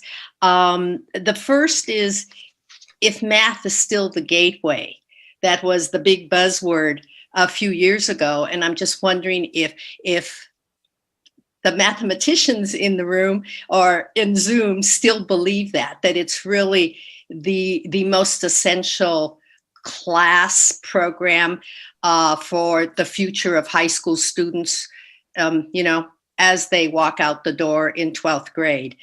And factors that you feel that correlate to kids being successful. If you can think about what factors you might say are important for students to succeed. And I'll just throw out a couple, because I don't think it's fair to just ask you to respond like that. But I was reading, and a couple that had been mentioned, and this was terms of equity, was structured cooperative learning. The teachers would provide that in the classrooms. And the second was the peer relationship to peer and the peer to teacher relationship. That those are key if we're really looking at equity and really trying to help the students. So that's my first question or combination. The second is if we just skipped over it, but if one of you could describe more in depth what you call sheltered math, if it's just for the EL kids or what it's about. The third, and maybe the student trustees could correct my math if I'm wrong, which is in looking at the numbers for the 9th, 10th, and 11th graders and the cohort table. I figured out there was like a 17% less students participated in the math program from the 17% drop from the students who were now at 10th grade than those students who participated in the 9th grade. And at the 11th grade, there was a 7% drop of students. And so I don't know if it's fair to even say that in total, after a 2-year period, that's basically a 24% drop in student participation. And that number seems really high. So I don't know if I'm sort of thinking correctly about it, but if somebody could respond to that. And then my last question speaks to what Leo spoke about, which is the pressure of math in Albany in general and the higher, of course, level classes, the honors classes and the AP math classes. And we've talked about mental health a lot on the board, more recently, of course, because of the remote learning. But as we start to pivot back to in-person teaching, is there a sense that Albany really wants to move towards lowering the pressure on kids in a way that says a whole lot to the importance of math, but at the same time, it's important, but we have all these supports, but just having, as Leo said, less of a toxic culture. Thank you. President Tutain, I was just trying to be a time keeper, but on this item, we're about 15 minutes over, just an FYI.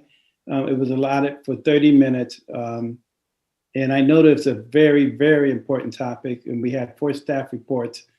But if we keep going at this pace with no time limit, the board is going to have to make a recommendation to extend the meeting. Well, we should have done that already. Actually, I was just looking at my agenda, and we were scheduled to adjourn at 9:55.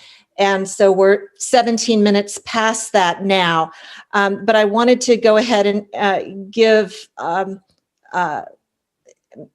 some time for Vice President Duran's questions to get answered. And when that has happened, then we're going to need to have a vote to extend. So I think that I wonder if Ms. Buckbauer or Principal McNally wants to address the specific question about kids not taking math. Yeah, I can address that.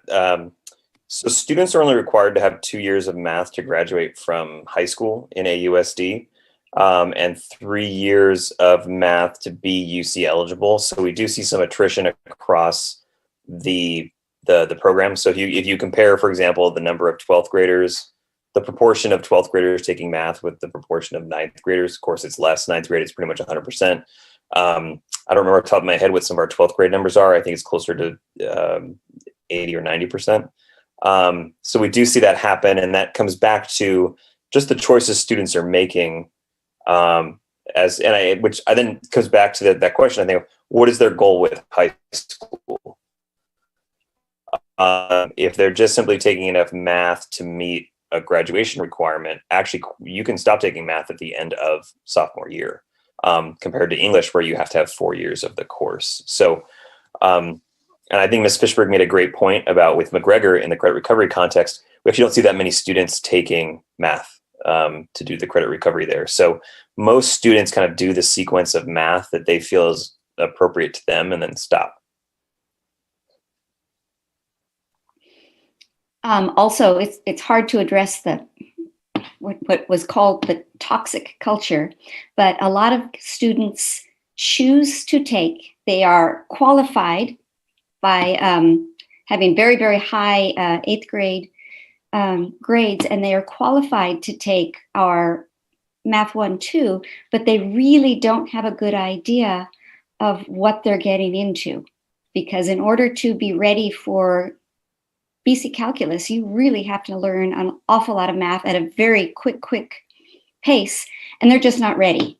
And so it is a tough realization that they're not ready. And we have gone down, I went with Miss Collins down to the 8th grade to try to talk to the kids, but a lot of them aren't ready to, kids are kids, and it's actually okay to try something difficult.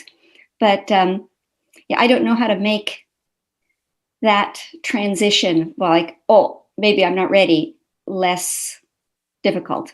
But I do want to say that our regular math progression is pretty robust. And if they would just believe us, and they could do Math 1, 2, 3 and do really, really well, and it'll look great on a college transcript. I think it's also worth noting that maybe I didn't make clear before, but at least for the toxicity that I spoke of in the honors class, that's almost entirely based in Math 1, 2. And by the time you get to pre-calc and maybe even the end of Math 2, 3, really no one cares. Like you'll get a bad test score every now and then, and you'll like flex it because it's funny.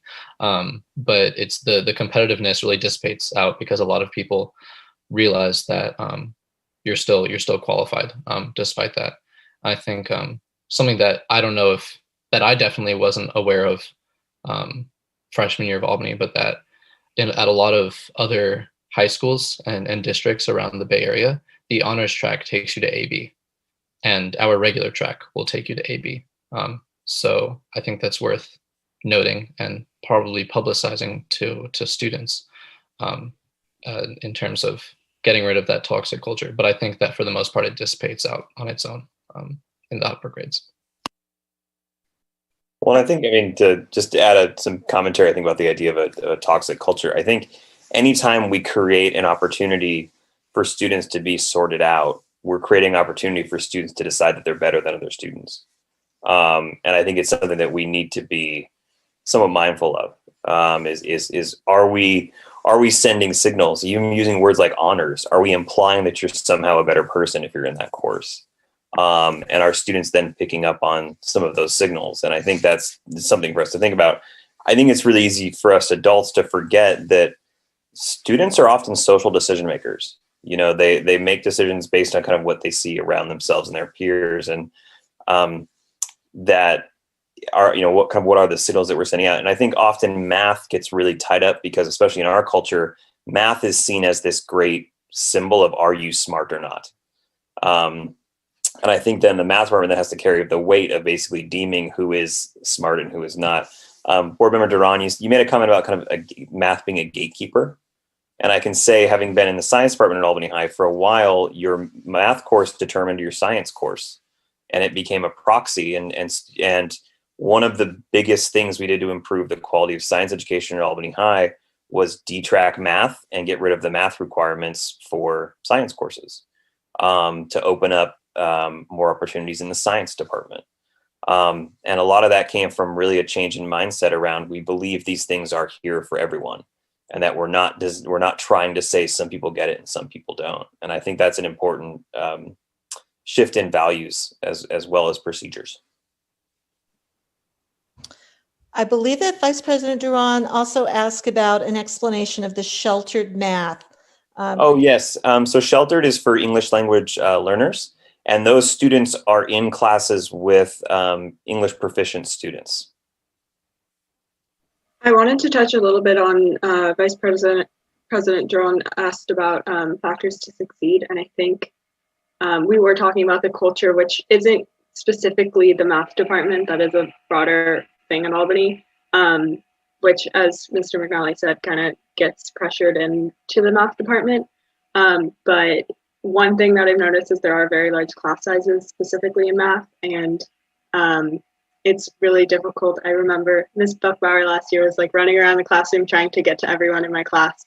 And when you have 94 minutes and 45 students in a class, it's just really difficult to get the one-on-one help. So students to succeed do need to come in out of class and get one-on-one or 3-on-1 help in order to get the complete education in that larger class size. And then also what I've noticed has been useful is I believe this is specifically 1 and 1+ and 2 and 2+ and so on. But there's a lot of change between the units. So if one unit is trigonometry, the next can be probability, and there's no correlation between the two really. And then later in the year, you'll move on and build on those different units. But that allows students time to, if they don't get a previous unit, they have the next one to catch up on that. So I think that's really helped students in succeeding in math. Audrey, just to the comment about class size, you're in the plus track, aren't you? Yeah, I mean, I'm a senior now, so I was. So that's the reason your class sizes were actually a little bit larger. We've done some scheduling magic that by having some of those plus and the honors classes be a little bit bigger in class size, it allows us to have smaller class sizes for the 1, 2, 3 courses. So right now, I think Math 1, Ms. Buckbauer, I think we're averaging around 20 students per section. I think we managed to keep those nice and small.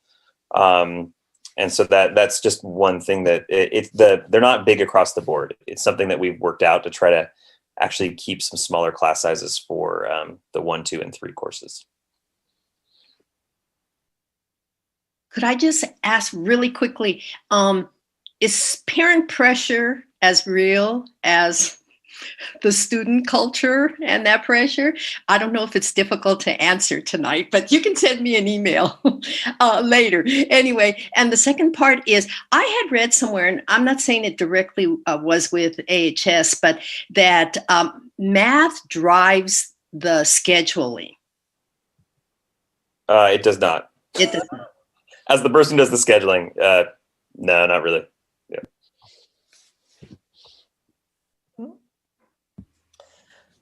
I mean, also to your comment about parent pressure, I think what's important to know when you develop a culture of this kind of pressure is that it really comes from all sides, right? Like, we live in a society where a college has become incredibly expensive and people are applying to ridiculous numbers of college, and getting into college has become such a game. And then, we have parents who are concerned about how to get their kids into college, and we have kids that are concerned about that system, and it all just kind of feeds on itself. But I do think as a school, we have both a responsibility and an opportunity to kind of fight against that culture and give students those other avenues for success, so that we don't have to all get caught up in that story. But I don't think that it's necessarily like any one person or any one group that's driving that narrative. I think that's the society that we're in. And we just need to work together to fight against it. Thank you, Ms. Fishberg. That was a very lovely comment. We are running behind, like Superintendent Wells said. I do need to open this up for public comment, and I believe that we have, let me see. Okay, I don't see any hands up, but yes, there is a public comment. And then as soon as we're done with this item, we will need to vote on an extension so that we can do our review and action section of the agenda, which is scheduled on our agenda, was to start at 9:35 and end at 9:55. So it should be fairly fast, but about another half an hour of review and action work for the board to do. Now I'd like to introduce Chloe as our first speaker from the community. Please go ahead. Hi, I'm Chloe. I'm a student at Albany High, and I was also on the advanced math track like Leo was. I just wanted to echo what I guess both Leo and Audrey said about especially like the 8th grade recommendation system into Math 1-2 and how it's based on test scores that have test corrections implemented in them, but also about the academic pressure in students. And Leo did say that the pressure decreases as you go through high school, and I definitely agree with that as well, but I do think it's still present in not just in math classes, but I think in all STEM classes or all advanced STEM classes. I guess this answers Trustee Hinckley's question about girls in advanced classes, but throughout high school, I've definitely noticed that there are some things that happen, like students are afraid to ask questions because they don't want to be wrong. And especially for girls, I feel like there are definitely microaggressions and some discrimination, like talking over girls or mansplaining, or I don't know, just not really listening to what a lot of women have to say in these classrooms. And I think it can be detrimental to our learning because we're not getting a chance to use our voices and to have a part in that collaborative learning that can be really beneficial to students. And I think it all just ties into that kind of competition and that toxic culture that Leo was talking about. Yeah, I yield my time. Thanks. Thank you, Chloe, for contributing another student viewpoint. I'm really glad that you hung in there with us to this point. Seeing no other hands up, I'd like to go ahead and move to a meeting extension, please. So I move that we extend our meeting till 11 p.m. Second. I think Audrey got in there first, so the second was from Student Board Member Mala. May we have a roll call vote, please? Yes. President Trutain. Yes. Trustee Hinckley. Yes. Trustee Doss.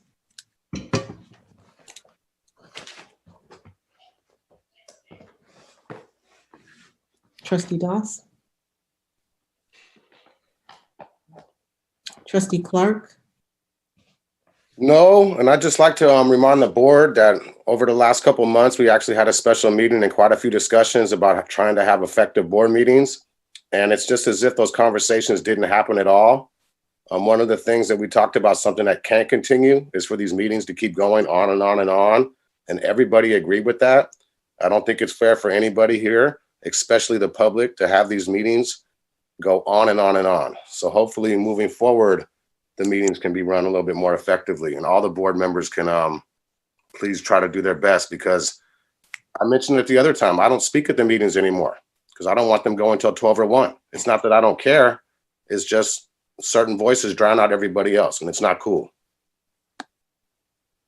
Vice President Duran. Yes. Student Trustee Corzo Clark. Yes. Student Trustee Mala. Yes. The motion passes with 3 in favor, 1 opposed, and 1 no response. So we will extend until 11 p.m. Let's try to move on to our, well, first of all, I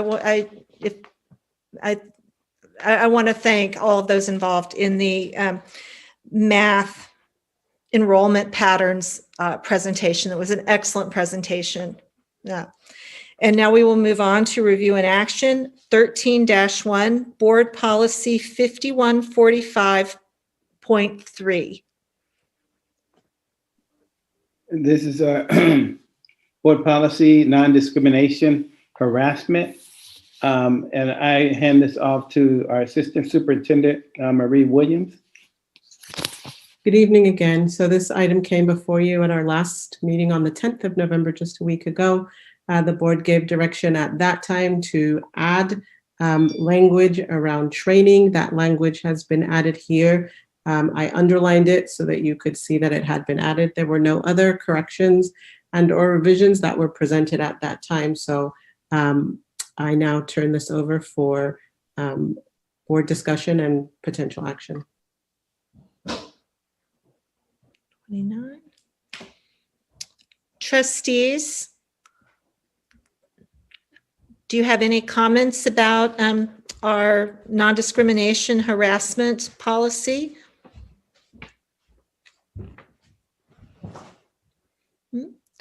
If not, if all of the changes that have been made that the board requested, then I would ask for a motion.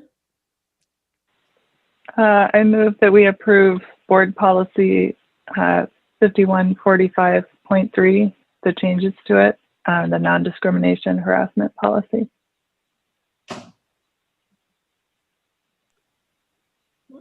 I second.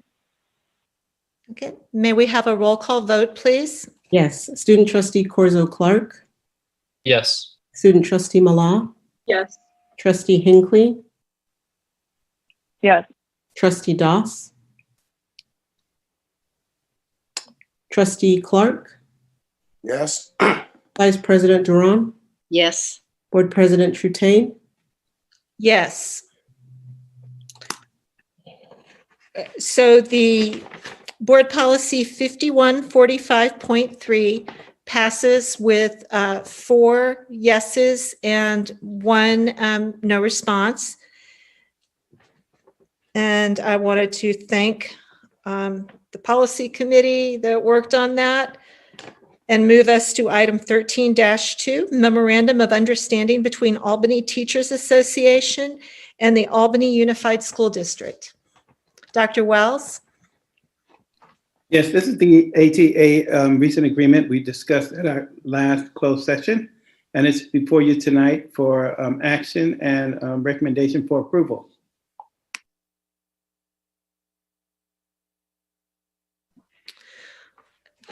Board, do you have any questions or comments about this MOU? I'll just say that for the public, that the board saw this MOU last week, and but we weren't able to take action on it at that time. We're all very happy to have reached an agreement and excited to have had the preschool open since last week, and excited to be able to vote on it tonight. So I can make a motion, although I can't quite read the top there. I guess I'll move that we approve the memorandum of understanding between ATA and AUSD for the operation of Albany Children's Center Preschool during COVID-19. I will second, but I had a comment to make as well.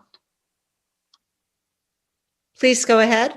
Okay, and that is an issue that's it's sort of outside of this, in the sense that it's an issue that's going to hit us, I think, at ACC as well as all our schools and going forward, which is substitutes and how we're going to deal with that. So I would just like to recommend that the district put together a district-wide plan with the help of the principals, and because we don't really want the principals to be stuck as individuals to be trying to scramble and figure out what they're going to do when they need substitutes. So I think we should have like a district-wide plan, and then of course, when things happen at the schools, that will be a way to support the principals. Okay. So I want to ask the superintendent if something like that is possible. Well, the short answer, unrelated to the agreement, and the substitutes are not part of ATA, but we are having discussions with our site administrators about how to respond when we need a sub and when we have subs, and if we're limited, what are our action plans? So yes, that is possible, and it's on our radar. Thank you very much, Dr. Wells. So we have a motion and a second. And I also wanted to give my thanks to everyone who was at the negotiations table. This MOU has allowed us to open up the preschool. We're very happy about that. And I appreciate the efforts of all involved. And I'll ask for a roll call vote now. Yes, Student Trustee Corzo Clark. Yes. Student Trustee Mala. Yes. Trustee Doss. Trustee Clark. Yes. Vice President Duran. Yes. Board President Trutain. Yes. Trustee Hinckley. Yes. Okay. Thank you, Board. The Memorandum of Understanding between Albany Teachers Association and the Albany Unified School District passes with 4 in favor and 1 no response. Trustee Doss is probably having some technical issues.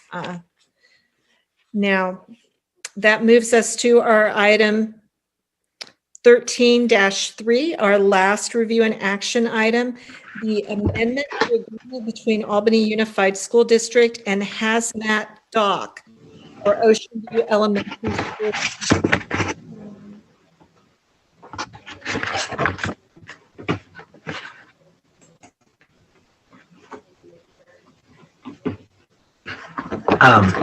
Can everybody hear me? Yes, go ahead, Director Barrett. Okay. I've been having a lot of difficulties as well here. Good evening, Board President Trutain, distinguished board members, district administration, and the Albany community. Tonight's item is an amendment to the contractor services agreement with Hazmat Dock for abatement management services for the Ocean View rebuild project. During construction, there were a few areas that required hazmat testing and abatement, one being the HVAC ductwork at the C wing, where mold and asbestos was found. In the multi-purpose room building, that is the MPR, additional asbestos was found. Also, the demolition contractor requested that they would conduct special testing on the MPR floor, and results showed that mercury was present. And it must be noted that mercury is not typically found present in this type of floor. Also in this amendment, it also includes an allowance for additional hazmat testing and monitoring that may be required to complete the project.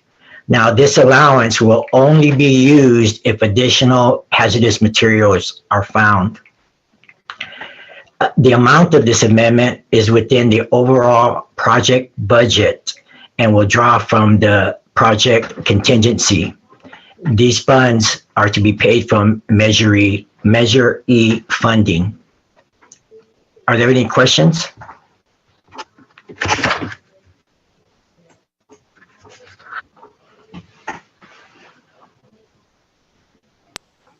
I don't see any questions, but I am really pleased that this construction project has gone forward with extensive testing for hazardous materials, and that you guys have proceeded really carefully when you've opened up new spaces, and that you tested the floor in the MPR, even though mercury is not usually found there. Since it was found, then it enables us to deal with it in a responsible manner.